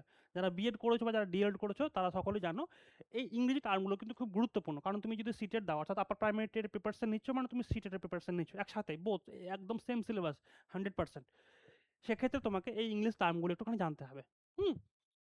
লেভেল অফ ল্যাঙ্গুয়েজ বলতে ভাষার গঠন ও ব্যবহারের বিভিন্ন স্তরকে বোঝায়, যার মাধ্যমে ভাষা বিশ্লেষণ ও ভাষা শিক্ষণ সহজ হয়। ওকে, এবার আমরা যাব লেভেল অফ ল্যাঙ্গুয়েজের ক্ষেত্রে। একবার ছবিটা দেখে নাও, এখানে ঠিক কি বলা হচ্ছে। তাহলে লেভেল অফ ল্যাঙ্গুয়েজটা কি বলো, লেভেল অফ ল্যাঙ্গুয়েজটা কি, এবং এই যে কতগুলো লেভেল রয়েছে ল্যাঙ্গুয়েজ, সেটা কিন্তু খুব গুরুত্বপূর্ণ। আবার দেখে নাও, লেভেল অফ ল্যাঙ্গুয়েজ হচ্ছে ভাষার স্তর। মাথার মধ্যে নাও যে লেভেল অফ ল্যাঙ্গুয়েজ তার পড়াচ্ছে, এটা অ্যাকচুয়ালি হলো ভাষার স্তর। এবার দেখো ছবিটা, এখানে কি বলা হচ্ছে। এখানে লেভেল অফ ল্যাঙ্গুয়েজ রয়েছে, এক নম্বর রয়েছে কি ফোনেটিক্স অ্যান্ড ফোনোলজি, খুব গুরুত্বপূর্ণ, এখান থেকে প্রশ্ন আসবে। 2 নম্বর রয়েছে মরফোলজি, 3 নম্বর রয়েছে সিনট্যাক্স, 4 নম্বর রয়েছে সিমেন্টিক্স অ্যান্ড 5 নম্বর রয়েছে প্র্যাগম্যাটিক্স। এখান থেকে প্রশ্ন আসবে, আমি গ্যারেন্টি বলে দিচ্ছি প্রশ্ন এখান থেকে আসবে, এখান থেকে একটা প্রশ্ন আসবে। এবার সমস্যা হচ্ছে তোমাকে এই জায়গাটাকে মনে রাখতে হবে যাতে না গুলিয়ে যায় পরীক্ষার সময়, এবং এখান থেকে আমি পরবর্তীতে প্রশ্নও রেখেছি। তোমাকে ভালো করে একবার একবার চোখ বুলে দেখো যে এখানে বলা হচ্ছে ভাষার প্রথম যেটা তোমার লেভেল হচ্ছে সেটা হচ্ছে ফোনেটিক্স অ্যান্ড ফোনোলজি। ক্লিয়ার? দ্বিতীয় হচ্ছে মরফোলজি, তৃতীয় হচ্ছে সিনট্যাক্স, চতুর্থ হচ্ছে তোমার সিম্যান্টিক্স, এবং লাস্ট হচ্ছে প্র্যাগম্যাটিক্স। এই বিষয়গুলো একটুখানি ভালো করে দেখে নাও, এখানে লেখা রয়েছে এই বিষয়গুলো, আমি তোমাদের পরবর্তীতে ডিসকাস করছি। সুন্দর পরিষ্কার পরিচ্ছন্ন করে বাংলা লেখা রয়েছে যাতে বুঝতে অসুবিধা না হয়, এবং প্রত্যেকটা আলাদা আলাদা ভাগ রয়েছে এবং আলাদা করে দেখানো হয়েছে যাতে গুলিয়ে না যাও, দেখানোর দায়িত্ব তো আমার রয়েছে। এবার দেখো ওটা ডিসকাশন, যে ছবিটা তোমরা এখানে দেখলে একটুখানি ভালো করে দেখে নাও। তাহলে এবার আমরা এর পরে যা পড়বো পুরোটা এই যে ডায়াগ্রাম রয়েছে এর উপর ডিপেন্ড করে চলবে ক্লাস, ঠিক আছে? প্রত্যেকটা বিষয়কে আমরা দেখবো এবং এখান থেকে প্রশ্ন আসে। নেক্সট দেখো, আবার বলছি ভাষার যে স্তর রয়েছে সেটা কি কি কাজে হচ্ছে। দেখো, ভাষার প্রধান 5টি স্তর আছে, ভাষার প্রধান 5টি স্তর। ফার্স্ট স্তর কি? ফার্স্ট স্তর হচ্ছে দেখো ফোনেটিক্স অ্যান্ড ফোনোলজি, ঠিক আছে? ফোনেটিক্স অ্যান্ড ফোনোলজি, এখানে কি বলা হচ্ছে বাংলা টার্মটা বোঝো। ফোনেটিক্স অর্থাৎ ধ্বনিতত্ত্ব এবং ধ্বনি বিজ্ঞান। ওকে, ধ্বনিতত্ত্ব এবং ধ্বনি বিজ্ঞান। এখানে বলা হচ্ছে দেখো ফোনেটিক্স ভাষার ধ্বনি কিভাবে উৎপন্ন হয় তা নিয়ে আলোচনা করে, যেমন উচ্চারণ, ষড়যন্ত্র, ধ্বনির প্রকৃতি। এই জায়গাটা ভালো করে বোঝো। ভাষার যে 5টি স্তর রয়েছে সেখানে প্রথমেই হচ্ছে ফোনেটিক্স বা ফোনোলজি। ফোনেটিক্স মানে ধ্বনিতত্ত্ব এবং ফোনোলজি হচ্ছে ধ্বনি বিজ্ঞান। ওকে, এবার ফোনোলজিতে কি ডিসকাস হয় দেখে নাও। ধ্বনিতত্ত্ব আমাদের শেখায় কেমন করে বাংলা এখানে এটা মিস্টেক হয়েছে, এটা তো তোমার হবে ফোনেটিক্স হবে এই কথাটা। ওকে, ফোনেটিক্স।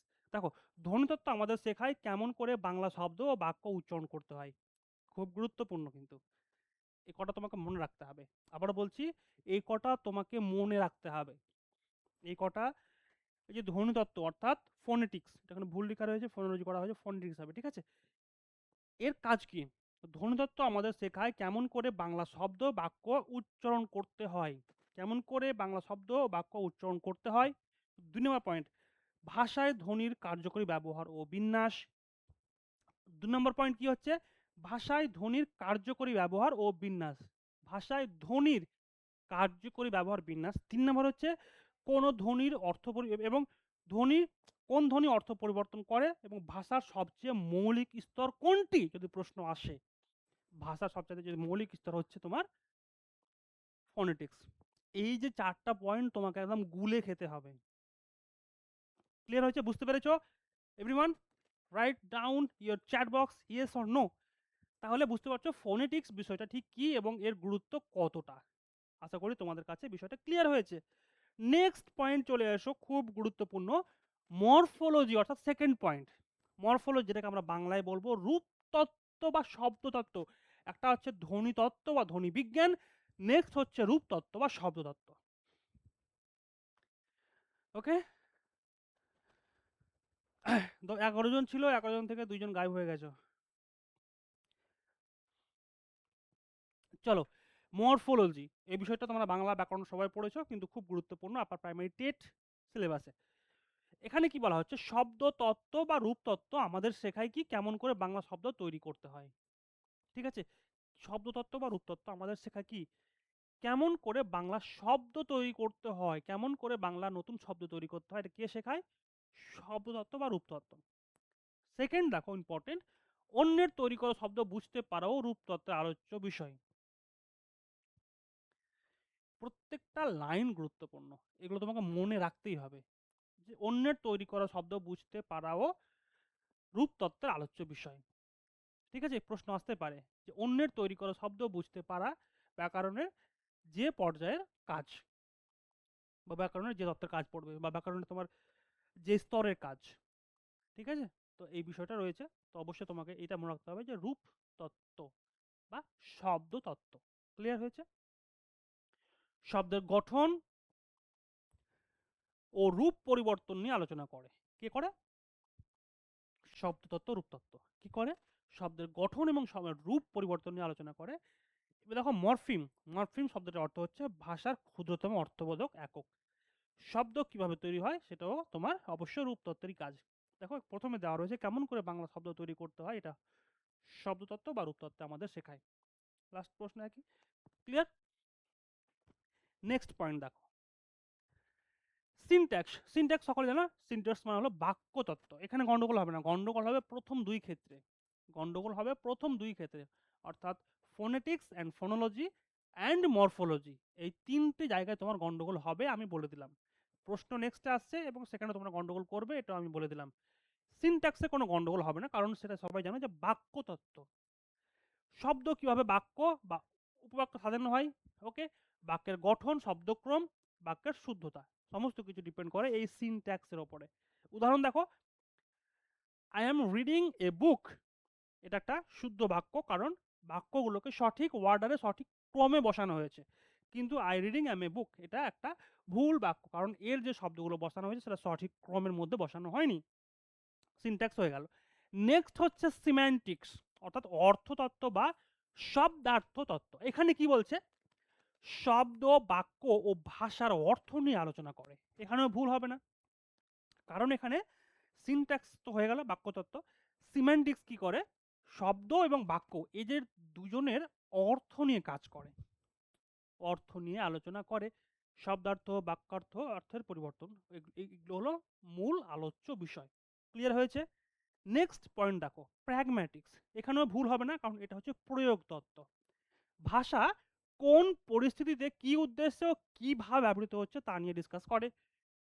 উদাহরণ দেখে নাও, বক্তা ও শ্রোতার সম্পর্ক, সামাজিক প্রেক্ষাপট, ভাষার ব্যবহারিক অর্থ, এই সমস্ত জিনিস ডিসকাস হয় প্র্যাগম্যাটিক্স।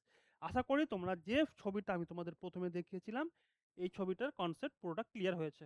দেখে নাও, লেভেল অফ টিচ মানে language, phonetics and phonology, morphology, syntax, semantics and pragmatics. Clear হয়েছে? ইয়েস অর নো লিখে দাও। ওটা লিখতে তো তোমার ভারী লাগছে বলো, ওইটুকুন তো লিখতে পারছো না। চলো নেক্সট টপিক, এতক্ষণ যা পড়লাম তার সার মর্ম তোমাদের সামনে। ঠিক আছে, গণেশ জিজ্ঞেস করছে ভাষার উপাদানগুলো কি, এতক্ষণ এসে জিজ্ঞেস করছে ভাষার উপাদানগুলো কি। আগের ক্লাসটা দেখে নাও গণেশ, ভাষার সমস্ত উপাদান ওখানে দেওয়া রয়েছে। নেক্সট দেখো, ব্যাকরণের অংশ ধ্বনিতত্ত্ব, তারপর কি রয়েছে শব্দতত্ত্ব বা রূপতত্ত্ব, বাক্যতত্ত্ব এবং শব্দার্থ তত্ত্ব তত্ত্ব। এই বিষয়গুলো এখানে আলোচ্য বিষয় পুরোপুরি তোমার দেওয়া রয়েছে তোমার সামনে, একটুখানি ভালো করে দেখে নাও। ঠিক আছে, নোটে দেওয়া থাকবে, তোমরা সেই নোট থেকে এটা পড়ে নেবে। নোট অবশ্যই ডাউনলোড করে নিও এবং নোট অবশ্যই প্রিন্ট করে পড়ে নিও। ঠিক আছে, নোট পিডিএফ পড়ার চেষ্টা করবে না, যারা পেইড ব্যাচে রয়েছো প্রত্যেককে বলছি নোট পিডিএফ পড়ার চেষ্টা করবে না। নোট ডাউনলোড করো, প্রিন্ট করো এবং সেই নোটে মার্ক করে করে পড়ো। কোনো ইনফরমেশন যদি গ্যাপ থাকে বা যদি মনে হয় না এখানে আরও একটা ইনফরমেশন দেওয়া দরকার ছিল, অবশ্যই তোমরা সেটা নিজে থেকে ইনপুট করো। ঠিক আছে? প্রথম 3টি উদাহরণ দিয়ে বুঝিয়ে দিন। প্রথম ভাষার উপাদান 3টি। আগে বলেছিলাম। প্রথম 3টি উদাহরণ দিয়ে বুঝিয়ে দিন। কোন প্রথম 3টি? গণেশ ক্লিয়ার করে বলো প্রথম 3টি কোনটা? ঠিক আছে? তাহলে ধ্বনিতত্ত্ব, শব্দতত্ত্ব বা রূপতত্ত্ব, বাক্যতত্ত্ব এবং শব্দতত্ত্ব।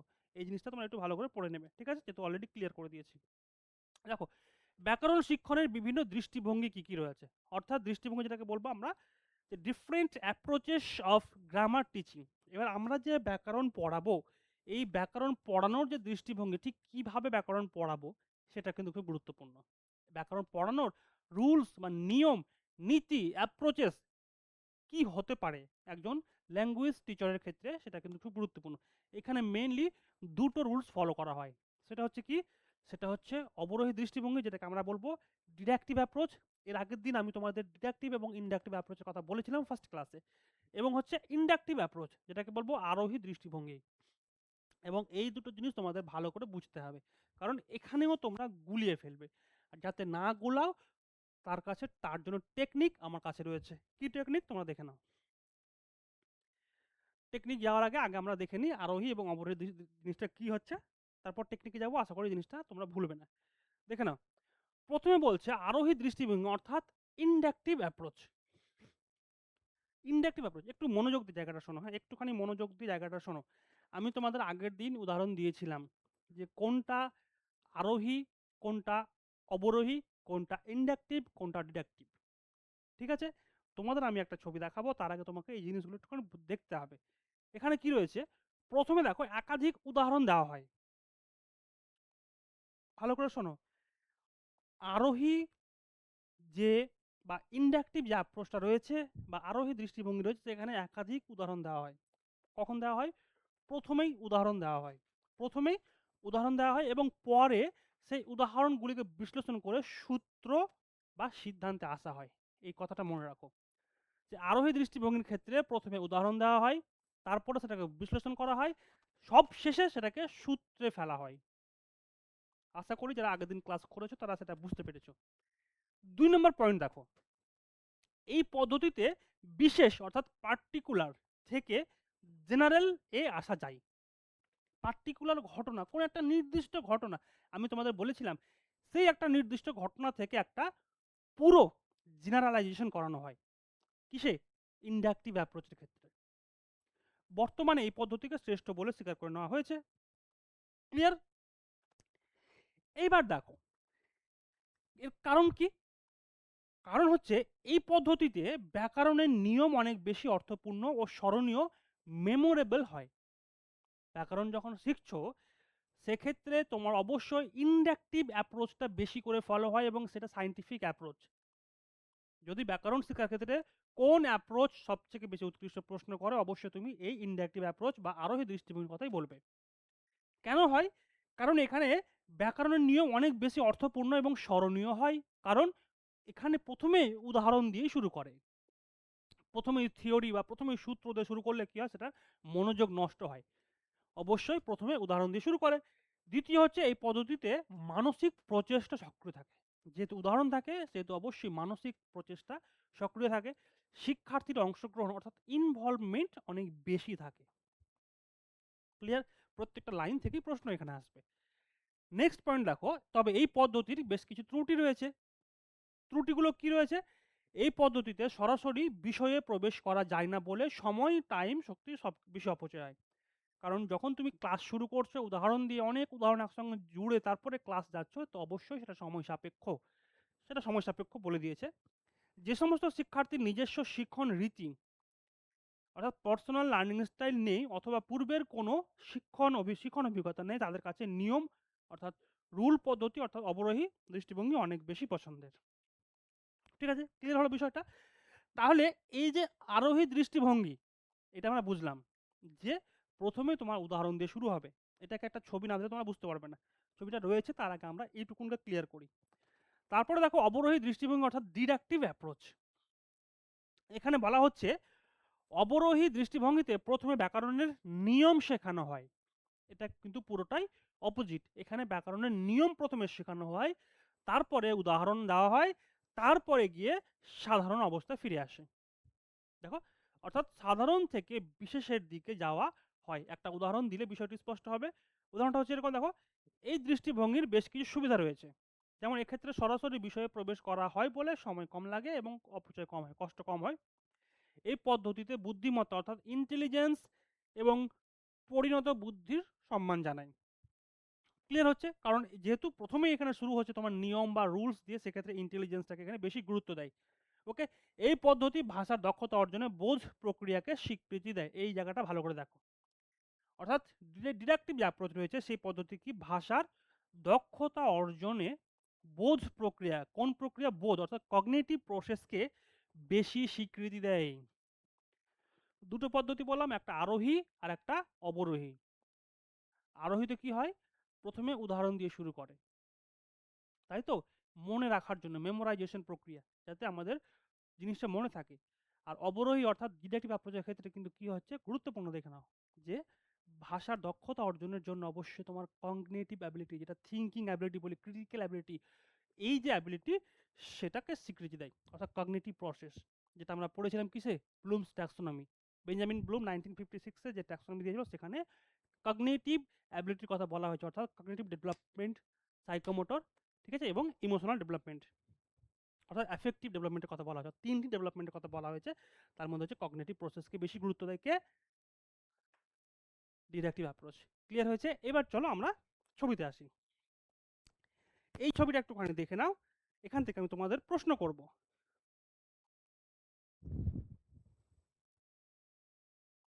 ওকে, এই ছবি থেকে একটা প্রশ্ন করব। আগের দিন যারা ক্লাস করেছে তারা জানো যে এই ছবিটার তিনটে পার্ট রয়েছে। হ্যাঁ, ছবিটার তিনটে রয়েছে part, first part, second part এবং থার্ড পার্ট। তাহলে এই যে ছবিটা আমি দিয়েছি, এই ছবিটাকে বোঝে নাও, তারপরে আমরা এখানে আসবো। এখানে বলা হয়েছে বা দেখানো হয়েছে যে নিউটন একটা গাছের নিচে বসে বই পড়ছে, তার মাথায় ঠক করে একটা এসে আপেল পড়লো। কার মাথায়? নিউটনের মাথায়। নিউটনের মাথায় যখন আপেলটা পড়লো, তখন সে ভাবতে শুরু করলো যে আপেল আমার মাথাতে কেন পড়লো, এবং পৃথিবীতে সব জিনিসই ওপর থেকে নিচেই কেন আসে। একটা উদাহরণ, এটা একটা উদাহরণ যে পৃথিবীতে আমরা যাই দেখি ওপর থেকে সব নিচেই কেন আসছে। আমরা কোনো জিনিস ওপরে ছুঁড়ে দিলেও সেটাও নিচে ফিরে আসছে। আপেল আমার মাথায় ঠক করে এসে পড়লো, আরো কত কিছু পড়ছে, নিচে কেন আসছে, এর পিছনে কারণটা কি? শুরু হলো তার বিশ্লেষণ করা। আর বিশ্লেষণ করতে গিয়ে একটা উদাহরণ পেয়েছে, সেই উদাহরণ থেকে বিশ্লেষণ করা শুরু হয়েছে, এবং সেই বিশ্লেষণ থেকে অবশেষে সে একটা ফল, একটা ফর্মুলা নিয়ে এসছে, যেটাকে আমরা বলছি গ্র্যাভিটেশনাল ল, অর্থাৎ পৃথিবীর মধ্যাকর্ষণ শক্তি আবিষ্কার করেছে কে? নিউটন। এই যে ফ্যাক্টটা, এটা হচ্ছে আমাদের ইনডাকটিভ অ্যাপ্রোচ। প্রথমে উদাহরণ, তারপর ফর্মুলা লাস্টে গিয়ে। এবার আমাকে এখানে বলো, এখানে যে দুটো ছবি দেওয়া রয়েছে সেটার মধ্যে আমি নাম্বারিং করে দিই, যে এটা হচ্ছে 1 নাম্বার আর এটা হচ্ছে 2 নাম্বার। এখানের মধ্যে কোনটা ইনডাকটিভ অ্যাপ্রোচ, অর্থাৎ এই যে বিষয়টা রয়েছে এই বিষয়ের সঙ্গে যায় কোনটা, এবং কোনটা যায় ডিডাকটিভ অ্যাপ্রোচের সঙ্গে? তোমরা আমাকে একটুখানি বলো।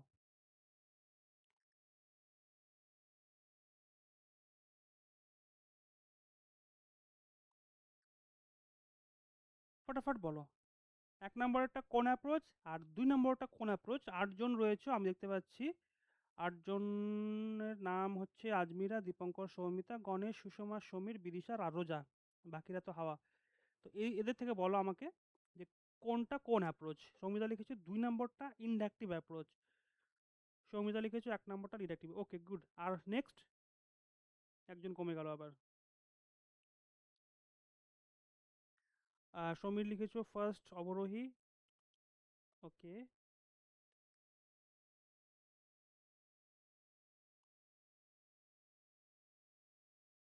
ফার্স্ট অবরোহী মানে সেকেন্ড আরোহী, ঠিক আছে। এবার হচ্ছে বিষয় যে তুমি দেখতে পাচ্ছ প্রথমে থিওরি, অর্থাৎ প্রথমে আসে কি? সূত্র। প্রথমে সূত্র কার ক্ষেত্রে আসে? ডিডাকটিভ অ্যাপ্রোচের ক্ষেত্রে। আর প্রথমে এখানে রয়েছে অবজারভেশন, অর্থাৎ উদাহরণ, কিছু একটা জিনিস দেখার পর। তো এই যে দুটো ফেজ রয়েছে, এই দুটো ফেজ খুব গুরুত্বপূর্ণ। এই দুটো কিন্তু পরীক্ষায় আসে, এবং এর যে ক্রমগুলো রয়েছে এই ক্রমগুলো থেকে পরীক্ষায় আসে। এবং এই ছবিটা দেখানোর তোমাদের একমাত্র উদ্দেশ্য যে এরপর থেকে তোমাদের কাছে ইনডাকটিভ আর ডিডাকটিভের যে অ্যাপ্রোচের যে গন্ডগোল সেটা আসবে না, তোমরা ভুলে যাবে। কারণ পরীক্ষায় দেখেছি যে প্রত্যেক স্টুডেন্টরা না এই জায়গাতে গুলিয়ে যায় যে কোনটা স্যার ইনডাকটিভ কোনটা ডিডাকটিভ, পড়েছো ঠিক আছে, কিন্তু লাস্ট মোমেন্টে গিয়ে মনে পড়ে না স্যার কোনটা ইনডাকটিভ কোনটা ডিডাকটিভ, সবই তো জানি, জানি তো সবই যে হ্যাঁ এটা এটা এটা, কিন্তু স্যার ইনডাকটিভ কোনটা, এই বিষয়টা গোলা। এবার ওটার সঙ্গে যখন তোমার এই একটা ছবি অ্যাসিমিলেশন ক্রিয়েট হবে তখন তোমার কিন্তু আর ভোলার চান্স 0%। এবং অবশ্যই এই ছবিটা তো রয়েছে, প্রথমে থিওরি হচ্ছে তোমার ডিডাকটিভ অ্যাপ্রোচ, প্রথমে অবজারভেশন হচ্ছে ইন্ডাকটিভ, এবং এই যে সিকোয়েন্সটা, এই সিকোয়েন্সটা তোমাদের একটুখানি মাথায় রাখতে হবে। এবং অবশ্যই যখন তোমরা কোশ্চেন দেখবে, সিকোয়েন্স মুখস্থ না থাকলেও তোমার কোশ্চেন পেরে যাবে। কারণ প্রথমে থিওরি কাতে থাকে, প্রথমে থিওরি অবশ্যই ডিডাকটিভ অ্যাপ্রোচে থাকে, তারপর থাকে হাইপোথিসিস, তারপর অবজারভেশন, তারপর কনফার্মেশন অর্থাৎ জেনারেলাইজেশন, লাস্টে জেনারেলাইজেশন, ঠিক আছে। লাস্টে থাকে তোমার, এখানে থাকে ইন্ডাকটিভ অবজারভেশন, তারপর প্যাটার্ন, তারপর বিশ্লেষণ, তারপরে তোমার গিয়ে লাস্টে থিওরি। ওকে, নেক্সট চলো। এবার হচ্ছে তবে এই পদ্ধতির কিছু ত্রুটি রয়েছে। কোন পদ্ধতির? লাস্টে আমরা আলোচনা করেছি ডিডাকটিভ অ্যাপ্রোচের ক্ষেত্রে। কি বলছে এখানে? প্রথমেই নিয়ম দিয়ে শুরু হয়, বা নিয়ম দিয়ে শুরু করার ফলে পাঠ্য নিয়মটি অনেক শিক্ষার্থীর কাছে মনোযোগ আকর্ষণ নাও করতে পারে। অনেকে সময় শিক্ষার্থীরা এই নিয়মগুলিকে বুঝতে সক্ষম না হয়, এই যে ব্যাপার। এটি একটি শিক্ষা কেন্দ্রিক পদ্ধতি, মানে এটি একটি শিক্ষক কেন্দ্রিক পদ্ধতি। এটা গুরুত্বপূর্ণ, যেখানে শিক্ষার্থীরা কোনো অংশগ্রহণ করে থাকতে পারে না, ঠিক আছে। এই পদ্ধতি ভাষা শিক্ষার ব্যাকরণকে নিয়ম গুরুত্ব দেয়। এখানে দুটো প্রশ্ন, অর্থাৎ দুটো ইম্পর্টেন্ট লাইন রয়েছে, শেষ দুটো, অর্থাৎ খ নাম্বার এবং গ নাম্বার। এই যে দুটো ত্রুটি রয়েছে ডিডাকটিভ অ্যাপ্রোচে, সেটা কিন্তু খুব গুরুত্বপূর্ণ এবং প্রশ্নের জন্য। দেখো, এটি একটি শিক্ষক কেন্দ্রিক পদ্ধতি। কোনটি? ডিডাকটিভ অ্যাপ্রোচ, শিক্ষক কেন্দ্রিক, অর্থাৎ টিচিং সেন্টার্ড অ্যাপ্রোচ, যেখানে শিক্ষার্থীদের কোনো সক্রিয় অংশগ্রহণ থাকে না। লাস্ট পয়েন্ট বলছে এই পদ্ধতি ভাষা শিক্ষার ব্যাকরণের নিয়মকে গুরুত্ব দেয়। এবার এখান থেকে প্রশ্ন আসে যে ভাষা শিক্ষার ক্ষেত্রে, ব্যাকরণের নিয়মকে গুরুত্ব দেয় যে পদ্ধতি, ভাষা শিক্ষার ক্ষেত্রে ব্যাকরণের নিয়মকেই গুরুত্ব দেয় যে পদ্ধতি, সেটা কি হবে? সেটা হবে ডিডাকটিভ অ্যাপ্রোচ বা অবরোহী দৃষ্টিভঙ্গি। এবার দেখো, তোমাদের সামনে আমি তুলে নিলাম একটা সুন্দর ছক, যেখানে পাশাপাশি বসিয়ে তাদের মধ্যে একটা তুলনামূলক বিশ্লেষণ করা রয়েছে। এটা পড়লে তোমাদের কাছে পুরো কনসেপ্ট ক্লিয়ার হবে। দেখো, বিশেষ থেকে সাধারণের দিকে যায় কে? আরোহী পদ্ধতি। এবং সাধারণ থেকে বিশেষ দিকে যায় কে? অবরোহী পদ্ধতি। বুদ্ধিদীপ্ত নিয়মাবলীর ওপর নির্ভরশীল। আর এখানে হচ্ছে দেখো, ব্যাকরণের সূত্রাবলীর স্মরণের উপর নির্ভরশীল। ওকে, এক্ষেত্রে ব্যাকরণ ভাষাকে অনুসরণ করে এবং ভাষায় ব্যাকরণকে অনুসরণ করে। দেখো, খুব গুরুত্বপূর্ণ, আমি মুছে দিই এটা,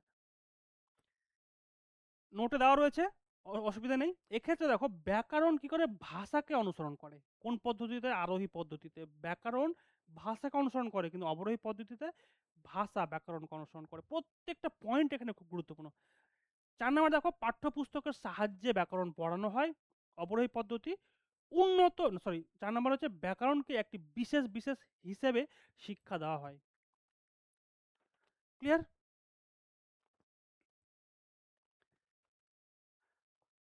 চলো নেক্সট দেখো, এছাড়াও কয়েকটি মানে তোমাদের যে পরীক্ষা আসবে সেখানে প্রশ্নের অপশনেতে মানে হেজিটেট করার জন্য এছাড়াও অনেকগুলো পদ্ধতি রয়েছে, যেমন সূত্র পদ্ধতি, বিশ্লেষণ পদ্ধতি, প্রসঙ্গ পদ্ধতি, এগুলো দেওয়া থাকবে, ঠিক আছে। এগুলো অতটা ইম্পর্টেন্ট না, তোমাকে জানতে হবে অবরোহী এবং আরোহী, এবং প্রত্যেকটা বিষয়ের গুরুত্বপূর্ণ যে তোমার বৈশিষ্ট্যগুলো রয়েছে সেটা জানতে হবে, পার্থক্যগুলো তো অবশ্যই জানতে হবে, তাহলে তোমার কাছে যে দুটোর মধ্যে যে ফারাক রয়েছে সেটা বুঝতে পারবে, এবং যে ছবিটা আমি দেখালাম সেখান থেকে আশা করি ক্লিয়ার হবে, ঠিক আছে। এই পদ্ধতিও দেখতে পাচ্ছ, সূত্র পদ্ধতি, বিশ্লেষণ, প্রসঙ্গগুলো দরকার নেই অতটা, বাট জেনে রাখা ভালো, কারণ এই সমস্ত জিনিসগুলো অপশনে তোমার দেওয়া থাকবে। হ্যাঁ, অপশনে দেখলে তুমি হয়তো ওটা গুলিয়ে ফেলতে পারো। এবার হলো বাংলা ব্যাকরণ শিক্ষাদানের প্রয়োজনীয়তা। সব তো পড়লাম, কিন্তু স্যার বাংলা ব্যাকরণ পড়বো কেন, আমার কি প্রয়োজন বাংলা ব্যাকরণ পড়ার, তাই না? এবার পড়ার যখন প্রয়োজনীয় প্রশ্ন উঠছে, তখন প্রশ্ন এটাও আসবে যে একজন শিক্ষক একজন শিক্ষার্থীকে বাংলা ব্যাকরণটা ঠিক কোন কোন কারণে পড়াবেন। অনেকের মতে মাতৃভাষা শেখার ক্ষেত্রে ব্যাকরণ অপরিহার্য নয়, কারণ আগে ভাষা তারপরে ব্যাকরণ, ভালো কথা। দ্বিতীয় পয়েন্ট হচ্ছে ব্যাকরণ জ্ঞানের সাহায্য ছাড়াই মানুষের ভাষা ব্যবহার করতে পারে, ঠিক আছে। তবে বিদেশি ভাষা শিক্ষার ক্ষেত্রে কিন্তু আগে ব্যাকরণ শেখাটাও আবশ্যক। প্রত্যেকটা স্টেটমেন্ট কিন্তু গুরুত্বপূর্ণ, এই স্টেটমেন্টগুলো দেওয়া থাকবে তোমার অপশনে, ঠিক আছে। সো খুব গুরুত্বপূর্ণ। এখান থেকে প্রশ্ন আসবে কি, দেখো, বাংলা ব্যাকরণ শিক্ষাদানের প্রয়োজনীয়তা, নিচের যেটি নয়। 3টে অপশন দেওয়া রয়েছে, একটা অন্য অপশন দেওয়া থাকবে, সেখান থেকে তোমাকে সিলেক্ট করতে হবে। তারপরে দেখো, তবে কোনো ভাষাকে শুদ্ধভাবে বলতে, শিখতে ও লিখতে ব্যাকরণের জ্ঞান থাকা কিন্তু অবশ্যই জরুরি। ওই জন্যই তোমার কি হয়, গ্রামার টিচিংটা জরুরি। যে কোনো ভাষাকে তুমি যখন শুদ্ধভাবে লিখতে, বলতে এবং পড়তে পারবে, তার জন্য তোমার ব্যাকরণ শেখা প্রয়োজন। অর্থাৎ LFR, যে স্কিলগুলো রয়েছে, 4টি গুরুত্বপূর্ণ স্কিল রয়েছে, সেটা শেখার জন্য তোমাকে অবশ্যই ব্যাকরণ শিখতে হবে। নেক্সট পয়েন্ট, এবার দেখে নাও। এগুলো বেশি ডিসকাস করবো না, পয়েন্ট পয়েন্ট ডিসকাস করে যাব, তোমরা শুধু দেখে নেবে, ঠিক আছে? মানে নোটে দেওয়া রয়েছে, ওখান থেকে একটুখানি পড়ে নেবে। প্রথম পয়েন্ট দেখো, ব্যাকরণের জ্ঞান ভাষাকে শুদ্ধভাবে প্রয়োগ করতে সাহায্য করে, ঠিক আছে? আশা করি জানো যে ব্যাকরণের জ্ঞান ভাষাকে শুদ্ধভাবে প্রয়োগ করতে সাহায্য করে। ক্লিয়ার? উপযুক্ত শব্দ প্রয়োগে সাহায্য করে কে? ব্যাকরণ। নত্য সত্য কৃত প্রত্যয়, প্রত্যয় সম্পর্কে যে সমস্ত জ্ঞান বা তোমার বর্ণ বর্ণ বর্ণনা শুদ্ধ, এই সমস্ত বিষয় তোমার অনেকটা কমে যায়। শুদ্ধ বর্ণ বিষয়ে সাহায্য করে। জ্যোতিচিহ্ন বা বিরতি চিহ্নের যথাযথ জ্ঞান, সমস্ত বিষয় অর্থাৎ ব্যাকরণের যে সমস্ত জিনিস রয়েছে, যেমন তোমার সমাস বলো বা তোমার এক কথায় প্রকাশ বলো, বা কোথায় জ্যোতিচিহ্ন বসবে, কোথায় কোন চিহ্ন, কোথায় প্রশ্ন চিহ্ন বসবে, এই সমস্ত কিছু, এবং উপযুক্ত শব্দ চয়ন, কোথায় কোন শব্দ, কোথায় কোন বানান, অর্থাৎ বানানের ক্ষেত্রে ওটা বিশেষ গুরুত্বপূর্ণ, সেখানেও এই বিষয়গুলো শেখানো হচ্ছে। পয়েন্ট দেখে নাও, সন্ধির জ্ঞান অবশ্যই দরকার, সমাসের জ্ঞান থাকা দরকার, কারকের জ্ঞান থাকা দরকার, ছন্দ বিজ্ঞানের জ্ঞান থাকা দরকার, অব্যয় নিপাতন সন্ধির, এই সমস্ত বিষয় খুব জরুরি। দেখো, উক্তি প্রত্যুক্তিমূলক প্রশ্ন, বাক্য বিশ্লেষণ, বাগধারা ও বিশিষ্টার্থক শব্দের প্রয়োগ ভাষার অস্তিত্বকে স্থায়ী ও নিরাপদ করে, এবং অন্য ভাষায় ব্যাকরণকে জানার আগ্রহ, ঠিক আছে? নেক্সট দেখো, ভাষা ব্যবহারের প্রত্যয়নিষ্ঠ তোমার আত্মনির্ভরশীলতা সৃষ্টি করে, ভাষার মিষ্টতা ও সৌন্দর্য আনয়নে সাহায্য করে, বিচার শক্তিকে শানিত করে, উচ্চারণের জ্ঞান বৃদ্ধি করে। তো এতগুলো জিনিস কিন্তু ভাষা শিক্ষণের জন্য প্রয়োজন, যে আমরা ভাষার ব্যাকরণ কেন শিখবো। দেখো, আরেকটা জিনিস রয়েছে, সৃজনাত্মক শক্তির বিকাশ সাহায্য করে। ওকে, চলো এবার হচ্ছে ব্যাকরণ শিক্ষাদানে ঠিক কি কি সমস্যা রয়েছে। মূল কথা হচ্ছে, আমরা যে ব্যাকরণ অর্থাৎ গ্রামার টিচিং দেব বা শিক্ষার্থীদের শেখাবো, এখানে ঠিক কোন কোন তোমার প্যারামিটারগুলো কাজ করে, যেখানে শিক্ষকদের সমস্যার সম্মুখীন হতে হয়। প্রত্যেকবার জিনিসগুলো আমি ইম্পর্টেন্ট করে বলছি, কারণ এই বিষয়টা তোমার ইংলিশ প্যাডাগজির ক্ষেত্রেও খুব ইম্পর্টেন্ট, ঠিক আছে? তো যখন আমরা প্রশ্ন দেবো মক টেস্টে, তখন অবশ্যই মক টেস্টে আমরা এর সঙ্গে সঙ্গে ইংলিশ প্রশ্নও রাখবো, ঠিক আছে? তো ইংলিশ প্রশ্ন দেখলে ভয় পাওয়ার কিছু নেই, কারণ অনেকেই বলো স্যার বাংলায় প্রশ্ন দিন, অনেকেই বলো স্যার ইংলিশ প্রশ্ন দিন। তবে এই ল্যাঙ্গুয়েজ প্যাডাগজির ক্ষেত্রে ইংলিশেও প্রশ্ন থাকবে, ঠিক আছে? তো তোমরা ইংলিশ প্রশ্নগুলো হলে ভয় পাবে না, এবং সেখানে অ্যান্সার করার চেষ্টা করবে, কারণ দেখো, বাংলা এবং ইংলিশ প্যাডাগজি দুটো সেম জিনিস, খালি ভাষাটা আলাদা। দেখো, দেখে নাও, আপাত কঠিন ও নানান বিধি নিয়মের জটিলতা, শিক্ষকদের অনীহা। যেহেতু ব্যাকরণ রয়েছে, ব্যাকরণে অনেকেই পড়তে চায় না। এটা ধরো কোনো, এখানে তো কোনো রস নেই যে পড়তে ভালো লাগবে, গল্প কবিতা এরকম তো কিছু না। তাই এই যে কাঠিন্য রয়েছে বা শিক্ষকদের অনীহাও রয়েছে, এই সমস্ত বিষয়গুলো রয়েছে। ব্যাকরণ চেতনার অভাব, ব্যাকরণের তোমার বাস্তব উপযোগিতার সীমাবদ্ধতা রয়েছে, বিশিষ্ট শব্দের প্রতি অনীহা রয়েছে, গতানুগতিক পদ্ধতি ব্যবহার রয়েছে, এই সমস্ত বিষয়। তারপরে দেখো, উপযুক্ত শিক্ষকের অভাব রয়েছে, যে তোমার ভালো করে ব্যাকরণ শেখাতে পারবে, মানে প্রত্যেকটা জিনিস ফলো করে, রুলস ফলো করে, এরকম শিক্ষকের অভাব রয়েছে। শিক্ষা সহায়ক উপকরণগুলোর অভাব রয়েছে, অর্থাৎ TLM এর অভাব রয়েছে, ঠিক আছে? চলো, এবার আমাদের ক্লাসের মোটামুটি পর্ব শেষ, এবার আমরা চলে আসলাম আমাদের লাস্ট প্রশ্ন উত্তর পর্বে, ঠিক আছে? এখন অব্দি যারা 8 জন টিকে রয়েছে, তাদেরকে সবাইকেই অনেক অনেক ধন্যবাদ আমার পক্ষ থেকে ব্যক্তিগতভাবে। হুম চলো, এবার আমরা প্রশ্ন উত্তর করবো, ঠিক আছে? অবশ্যই প্রশ্নের নাম্বার দেবে এবং প্রশ্নের উত্তর লিখবে, ঠিক আছে? নেক্সট, প্রথম প্রশ্ন হচ্ছে, ব্যাকরণের সাহায্যে আমাদের শিক্ষার্থীরা যা লাভ করবে তা হলো।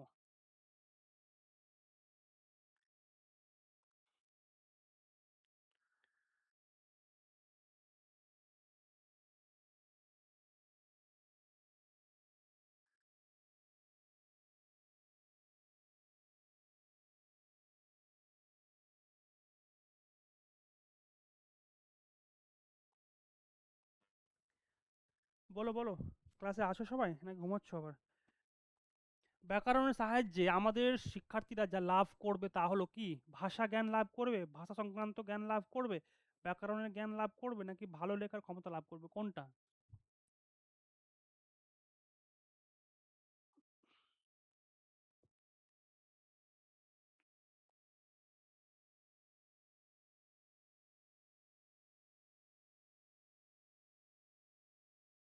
আবার ভুল অ্যান্সার করেছো, এখানেই তো সমস্যাটা হচ্ছে না। তোমরা সকলে যে উত্তরটা করছো সেটা হলো ভাষা সংক্রান্ত জ্ঞান। ভাষা সংক্রান্ত জ্ঞান হবে না। ব্যাকরণের সাহায্যে আমাদের শিক্ষার্থীরা যা লাভ করে সেটা হলো শুধুমাত্র ভাষা জ্ঞান লাভ করবে। ভাষা সংক্রান্ত জ্ঞান লাভ করবে না। শুধুমাত্র যেটা লাভ করবে সেটা হলো ভাষার জ্ঞান। ঠিক আছে? ব্যাকরণের ক্ষেত্রে ভাষা সংক্রান্ত জ্ঞান শেখানোর কোনো প্রয়োজন নেই। তাই না? এবং ব্যাকরণ তোমাকে ভাষা সংক্রান্ত জ্ঞান শেখায় না। বাক্যটাকে যে একটুখানি টুইস্ট করে দেওয়া হয়েছে, এই জায়গায় তোমরা হার মেনে গেলে। ঠিক আছে? অবশ্যই শুধুমাত্র ভাষা জ্ঞান লাভ করবে। Next question. যে চিন্তাটি বেশি বৈজ্ঞানিক, বলো। যে চিন্তাটি বেশি বৈজ্ঞানিক।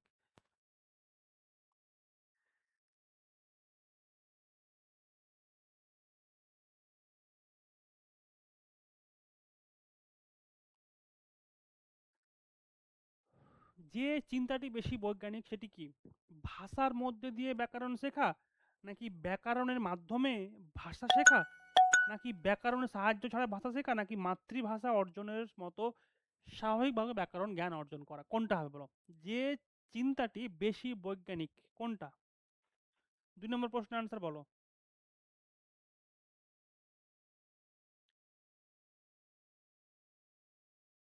2-এর খ লিখেছো অনেকে, 2-এর ক লিখেছো অনেকে, গণেশ আবার লিখেছো 2-এর ঘ। ভালো লেখার ক্ষমতা।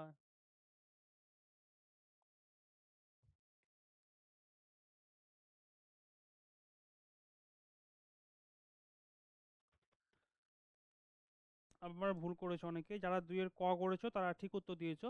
যে চিন্তাটি বেশি বৈজ্ঞানিক।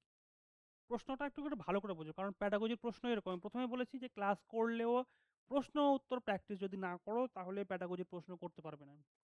তাই যে চিন্তাটি বেশি বৈজ্ঞানিক সেটি হলো ভাষার মধ্যে দিয়ে ব্যাকরণ শেখা। এমন না যে ব্যাকরণের মধ্যে দিয়ে ভাষা শেখা, ব্যাকরণের সাহায্য ছাড়া তো সম্ভবই না মাতৃভাষা অর্জনের মতো স্বাভাবিকভাবে ব্যাকরণ জ্ঞান অর্জন করা। এটাও না। ঠিক আছে? এটা সম্ভবও না। তাহলে ভাষা, তুমি যে ভাষায় কথা বলছো তার মধ্যে দিয়ে উদাহরণ দিয়ে তোমার ব্যাকরণ শিখতে হবে। ঠিক আছে? তোমার 2-এর উত্তর হচ্ছে ক। নেক্সট উত্তর দেখো। ধাতু আলোচনা হয় ব্যাকরণের যে অংশে। আমি এটা অলরেডি তোমাদের দেখিয়ে বলেছিলাম যে এখান থেকে প্রশ্ন আছে। আর এরকম প্রশ্ন আসবে। ঠিক আছে? ফনেটিক্স, ফনোলজি, প্র্যাগম্যাটিক্স, সেমেন্টিক্স কোন অংশে ধাতু সম্পর্কে আলোচনা হয়? বলো। ফটাফট বলো। 3 নম্বর প্রশ্নের উত্তর কি হবে?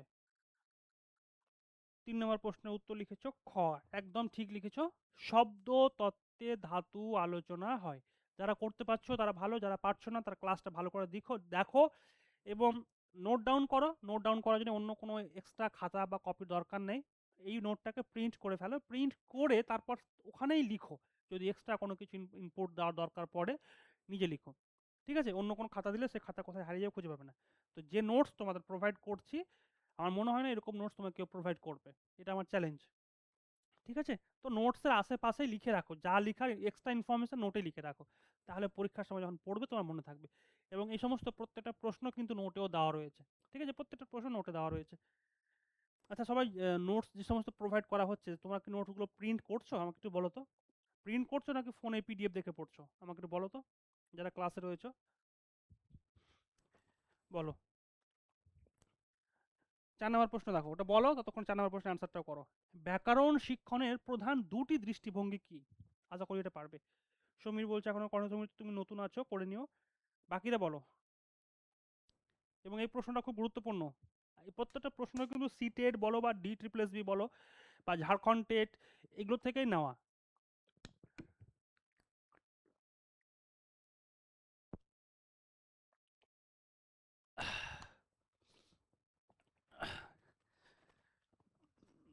হ্যাঁ, গুড। সবাই ঠিক উত্তর দিয়েছো। ব্যাকরণ শিক্ষণের প্রধান 2টি দৃষ্টিভঙ্গি হলো আরোহী এবং অবরোহী। ঠিক আছে? নেক্সট কোশ্চেন দেখো। ব্যাকরণ শিক্ষায় শ্রেষ্ঠ পদ্ধতি কোনটি? এটাও পারবে।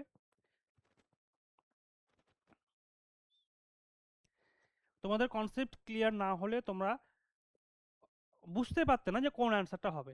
মানে বাস্তব বিষয় তোমাদের কনসেপ্ট ক্লিয়ার আছে, এখন তোমার অ্যান্সার সকলে করতে পারবে। এক্স্যাক্টলি সবাই ঠিক উত্তর দিয়েছো যে ব্যাকরণ শিক্ষায় শ্রেষ্ঠ পদ্ধতিটি হলো আরোহী পদ্ধতি, এবং এই প্রশ্নগুলোই আসবে। নেক্সট দিন যে ক্লাস থাকবে সেই ক্লাসের বিষয়ে তোমাদের একটুখানি বলে দিই।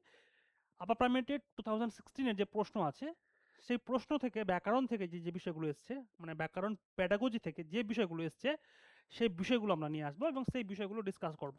টপিক থাকবে, টপিকের পাশাপাশি 2016 আপার প্রাইমারি টেটের প্রশ্ন কেমন এসছে, যে তোমাদের যে কম্প্রিহেনশন থাকে, সিন যে প্যাসেজ থাকে, সেই প্যাসেজ থেকে কি কি প্রশ্ন এসছে, সমস্ত নিয়ে আমরা ডিসকাস করব। ঠিক আছে, চলো নেক্সট কোশ্চেন।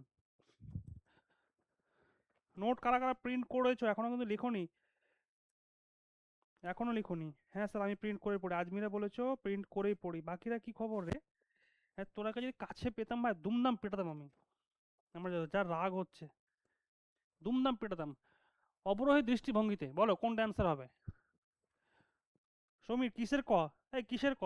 মাথা নেই মুন্ডু নেই, লিখো কিসের ক, কত নম্বর প্রশ্নের ক? 6-এর খ লিখেছো, আফরোজ রোজা। অবরোহী পদ্ধতিতে বিশেষ থেকে সাধারণে যাই।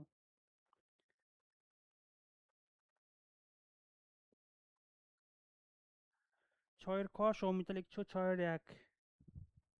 প্রশ্নের উত্তরগুলো নোটে দেওয়া থাকে না কেন? আশ্চর্য প্রশ্ন। এটা কি ধরনের প্রশ্ন গণেশ? তোমাকে উত্তরগুলো কি সবই দেবো নাকি? একে ক্লাসে করাচ্ছি, তারপরেও তোমাকে প্রশ্নের উত্তর আবার নোটে মেনশন করতে হবে? মানে এটা এটা কি ধরনের কথা? মানে এটা জোক হয়ে গেল না? তুমি ক্লাসে প্রশ্নের উত্তর করছো এখন এই মুহূর্তে, তোমার আবার নোটেও লাগবে। নোটে কেন মেনশন করবো আমি? তুমি তো অ্যান্সার করেই ফেললে সব কিছু। বাট যদি মনে না থাকে ভাই, এটা তোমার প্রবলেম। এতটা করে দেওয়ার পর আরও করে দেবো?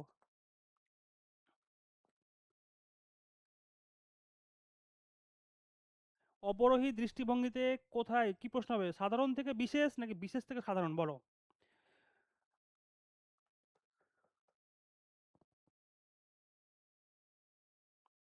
অপরোহী দৃষ্টিভঙ্গি হবে সাধারণ থেকে বিশেষে যাওয়া।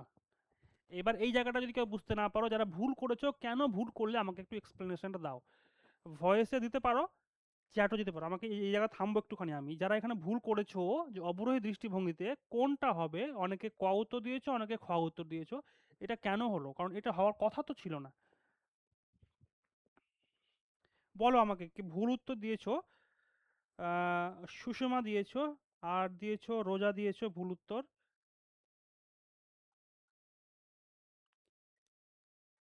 কেন উত্তর দিয়েছো ভুল, এটা বলো আমাকে।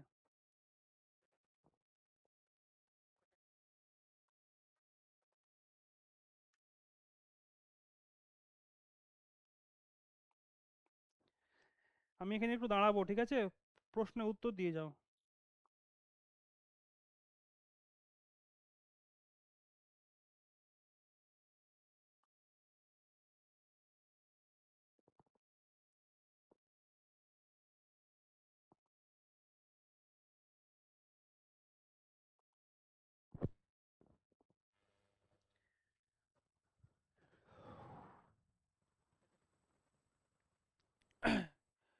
উত্তর লিখছো তো? বেশ, উত্তর লিখো, ততক্ষণে আমি নেক্সট কোশ্চেনে যাই। আজকে আমি উত্তর দেখে ছাড়বো তোমাদের। এই প্রশ্নের উত্তরটা ভুল হলো কেন? দেখো, অবরোহী দৃষ্টিভঙ্গি অর্থাৎ কোনটা বলেছিলাম, ডিডাকটিভ যেটা, ঠিক আছে? Deductive, deductive approach. এখানে কি বলা হয়েছিল? এখানে বলা ছিল প্রথমে আসবে সূত্র, তারপরে কি আসবে? তারপরে কি আসবে? সূত্র থেকে একদম তোমার সাধারণ বিষয়। আর ইন্ডাকটিভ অ্যাপ্রোচে কি বলেছিলাম? প্রথমেই আসবে সাধারণ একটা উদাহরণ, এক্সাম্পল, এক্সাম্পল, তারপরে আসবে লাস্টে ফর্মুলা। তোমরা ভুল করছো কেন? এটা হবে তোমার সাধারণ থেকে বিশেষে যাওয়া। কোন একটা সাধারণ বিষয় থেকে বিশেষ। যখন ক্লাস হবে আমি তোমাকে দেখিয়েও দিই বিষয়টা, আর যদি সম্ভব হয় 1 সেকেন্ড দাঁড়াও। এটা তো ভুল হওয়ার কথা ছিল না। চলো দেখে নাও, বিষয়টা দেওয়া রয়েছে এখানে, অবরোহী দৃষ্টিভঙ্গি। দেখো এখানে বলা রয়েছে সাধারণ থেকে বিশেষের দিকে যাওয়া হয়। ব্যাকরণের নিয়মকে গুরুত্ব দেয় অবরোহী নাকি আরোহী? এটা অসুবিধা হচ্ছে স্যার, ব্যাকরণের নিয়মকে গুরুত্ব দেয়। আমি তো বললাম যে ব্যাকরণ নিয়মকে কে গুরুত্ব দেয়। ব্যাকরণের নিয়মকে গুরুত্ব দেয় অবরোহী দৃষ্টিভঙ্গি অর্থাৎ ডিডাকটিভ অ্যাপ্রোচ। প্রথমে লেখা রয়েছে, দেখো সুন্দর করে লেখা রয়েছে, অবরোহী দৃষ্টিভঙ্গিতে প্রথমে ব্যাকরণের নিয়ম বলা হয়, অর্থাৎ নিয়মটাকে বেশি গুরুত্ব দেয়, একেবারে নিয়ম মাফিক চলবে, কারণ প্রথমেই সূত্র। ঠিক আছে, প্রথমে সূত্র। এটা দেখো, এই ছবিটা দেখো, তাহলে বুঝতে পারবে। ডিডাকটিভ অ্যাপ্রোচে প্রথমে থাকবে তোমার থিওরি। ধরো তুমি কোনো একটা অঙ্কের সূত্র আছে, a square plus 2ab plus b square, তো আতে না এক্সট্রা 2ab এ কাহা সে আতে হে, মনে আছে না? তো ওই রকম বিষয়, প্রথমে আসবে থিওরি, থিওরির পরে আসবে এই এক্সট্রা 2ab কাহা সে আতে হে। তো সেরকম ওটার হাইপোথিসিস, মানে একটা অনুমান, হাইপোথিসিসকে আমরা বাংলায় বলি অনুমান করা হবে, সেটাকে অবজার্ভ করা হবে, তারপরে লাস্টে গিয়ে কনফার্মেশন হবে যে হ্যাঁ এক্সট্রা 2ab কোত্থেকে আসলো। একটা লাস্টে একটা উদাহরণ আসলো, এক্সপ্লেনেশন আসলো, যে এতগুলো বিষয়, যে হ্যাঁ এই যে সূত্রটা আমরা দেখলাম, এ সূত্রের ফলে এক্সট্রা 2ab কোত্থেকে আসলো সেটা কনফার্মেশন আসবে। এই ধরনের হলো ডিটেকটিভ, মানে প্রথমে তোমার ফর্মুলা থেকে শুরু হবে। আমি এই উদাহরণটাই জন্য দিয়েছি যে প্রথমে একটা উদাহরণ থেকে শুরু করেছি, একটা উদাহরণ যে একটা গাছ থেকে মাটিতে, মানে গাছ থেকে ফল মাটিতে পড়লো, এই যে বিষয়টা, এটা একটা পার্টিকুলার থিং যে কেন পড়লো, কিন্তু সব জিনিসই পড়ছে, সমস্ত জিনিস, পৃথিবীর সমস্ত জিনিস ওপর থেকে নিচে পড়ছে, একটা যে ফ্যাক্ট, এই পার্টিকুলার ফ্যাক্টটাকে পুরো জেনারেলাইজেশন দেখানো হলো যে হ্যাঁ আপেল পড়ে মানে সব পড়ে। প্রথমে তাহলে কি হলো, প্রথমে থাকলো অবজারভেশন, দ্বিতীয় থাকলো প্যাটার্ন কিভাবে পড়ে, তৃতীয় হলো টেন্টেটিভ হাইপোথিসিস, এবং লাস্টে আসছে থিওরি, মাধ্যাকর্ষণ ল। ক্লিয়ার? গণেশ ক্লিয়ার হয়েছে কিনা একটু বলো।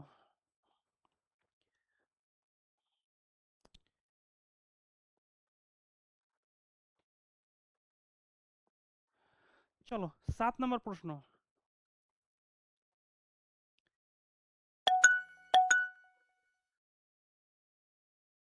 গণেশ বলো, গণেশ। একটা প্রশ্ন আছে, সেটাতে উত্তর আরোহী বলেছেন, কোন প্রশ্নটা গণেশ? Hello sir. হ্যাঁ বলো, কোন প্রশ্নটা? হ্যাঁ স্যার, বলছি ব্যাকরণ নিয়মকে গুরুত্ব দেয়, এর আগে প্রশ্ন একটা আছে, হ্যাঁ, মানে আপনি বললেন যে মানে আরোহী পদ্ধতি, না না, ওই জন্য ওটা ব্যাকরণের কনফিউজ হয়ে গেলাম। রুলস, ব্যাকরণের রুলসকে গুরুত্ব দেয় অবরোহী পদ্ধতি। যদি বাই মিস্টেকলি ওটা বলে থাকে তাহলে হয়তো তোমার হ্যাঁ মিস্টেকলি হ্যাঁ, বলা হয়েছে, কিন্তু ওটা অবরোহী পদ্ধতি হবে, ঠিক আছে। Okay sir. হুম, ওকে। সাথের খ বলছো ব্যাকরণ শিক্ষার ফলে, বলো ব্যাকরণ শিক্ষার ফলে কোন কোন বিষয়গুলো হতে পারে, সবাই অ্যান্সার করো। ওকে, সাতের খ, সাতের খ, সাতের খ, সাতের দুই।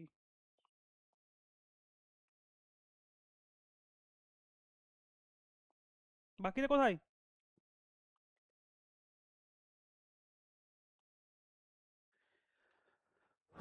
বাকিদের খবর নেই। চলো, ব্যাকরণ শিক্ষার ফলে কি হচ্ছে দেখো, শিক্ষার্থী ভালো আবৃত্তি করতে পারে, একেবারেই না। ভালোভাবে ভাষা ব্যবহার করতে পারে, হ্যাঁ হতে পারে। পরীক্ষার ভালো নম্বর, আরে না তো, পরীক্ষা ভালো নম্বর দোষ না, পঠনে উপযুক্ত হতে পারে না, ঠিক আছে। তাহলে একেবারে সোজা প্রশ্ন, ব্যাকরণের শিক্ষার ফলে কি হয়, ভালোভাবে ভাষা ব্যবহার করতে পারে। নেক্সট কোশ্চেন, অবরোহী দৃষ্টিভঙ্গিতে প্রথমে, এবার দেখো আবার, এবার যেন ভুল না হয়, ঠিক আছে, এবার প্রশ্নটা একটুখানি ভালো করে দেখো, এবার যাতে ভুল না হয়, হ্যাঁ, নাহলে সত্যিই পেটাবো সবাইকে। অবরোহী দৃষ্টিভঙ্গিতে প্রথমে কি হয়?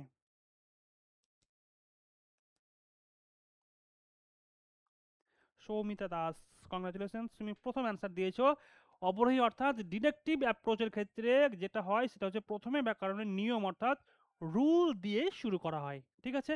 আর প্রথমে উদাহরণ দেওয়া হয় কিসে, ইনডাকটিভ অর্থাৎ আরোহী অ্যাপ্রোচে। গুড। নেক্সট কোশ্চেন, সবার ঠিক উত্তর দিয়েছো।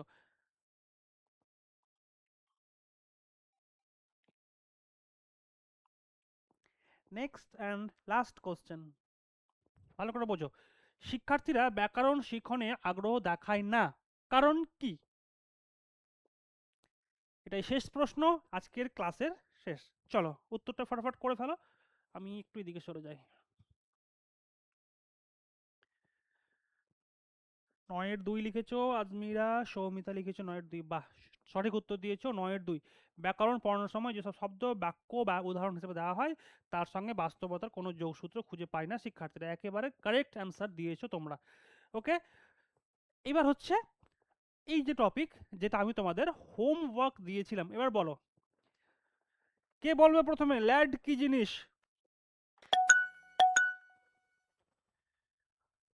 ইয়েস সমীর।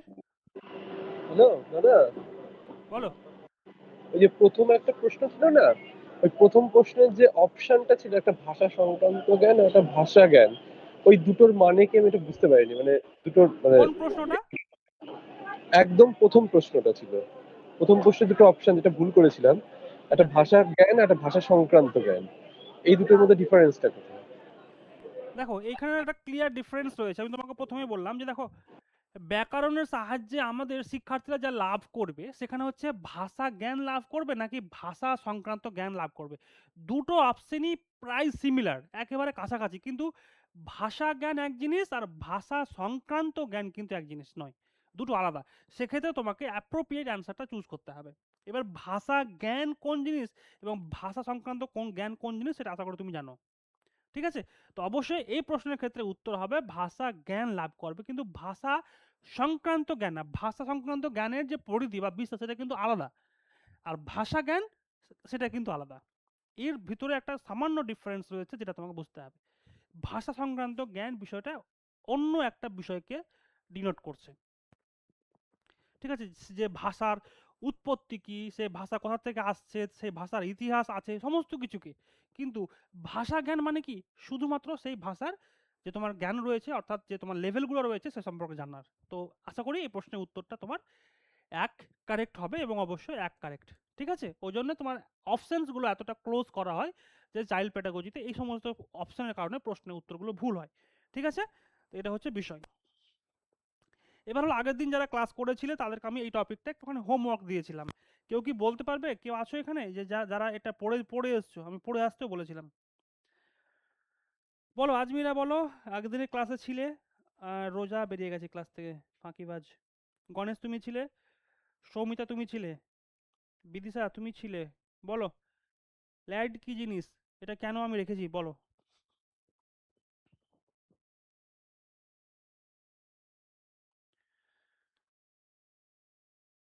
এটা না বড্ড ফাজিল এক একটা। ল্যাডের full form language acquisition device, খুব গুরুত্বপূর্ণ, দেখে নাও ফটাফট বলছি। এটি এক ধরনের মানসিক ক্ষমতা যা জৈবিক ব্যবস্থা যার সাহায্যে শিশু খুব সহজেই স্বাভাবিকভাবেই শিখে নিতে পারে। এখানে অ্যাকচুয়ালি বলা হয় যে শিশুর মধ্যে এটা সম্পর্কযুক্ত হচ্ছে কার সঙ্গে বলতো? ল্যাঙ্গুয়েজ অ্যাকুইজিশনের সাথে। এখানে বলা হয় মুদ্রা কথা যে শিশুর মধ্যে একটা সহজাত ভাষা শিক্ষণের একটা যন্ত্র আছে শিশুর মস্তিষ্কে, যেটাকে বলা হয় ল্যাড অর্থাৎ ল্যাঙ্গুয়েজ অ্যাকুইজিশন ডিভাইস। এর কারণে শিশু নিজেই আপনা আপনি কিন্তু পরিবেশ থেকে, সমাজ থেকে তার নিজের মাতৃভাষা শিখতে পারে। তাকে প্রথমে শেখানোর প্রয়োজন পড়ে না।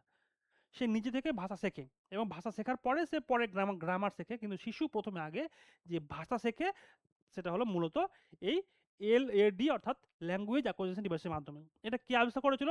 এই ধারণাটি প্রথম দেন নোয়াম চমস্কি। খুব গুরুত্বপূর্ণ, পরীক্ষা আসতে পারে। নোয়াম চমস্কি প্রথম এই ল্যাডের ধারণাটি কিন্তু দেন।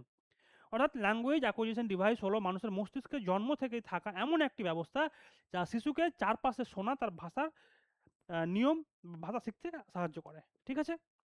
এর প্রধান বৈশিষ্ট্য দেখো, জন্মগত ক্ষমতা। এটি একটি তোমার কি বলে, শিশু জন্মের পর থেকে ভাষা শেখে না, বরং ভাষা শেখার ক্ষমতা নিয়েই জন্মায়। এই বিষয়টা যে শিশু জন্মের পর থেকে ভাষা শেখে না, ভাষা শেখার ক্ষমতা নিয়েই জন্মায়।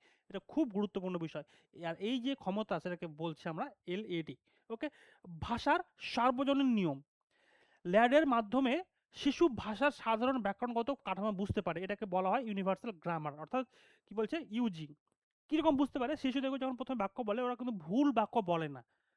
আমি খাবো ভাত বা এরকম ভুল বাক্য বলে না, ওরা কিন্তু বাক্যটা সঠিক বলে। কেউ কিন্তু ওকে বাক্যের গঠন বা সিনট্যাক্স প্রপারলি শেখায়নি, কিন্তু সে সঠিকটা বলতে পারে। এই জন্যই বলছে যে এটা তার জন্মের পর না, এটা পুরোপুরি সে জন্মগত ক্ষমতা নিয়ে জন্মায়।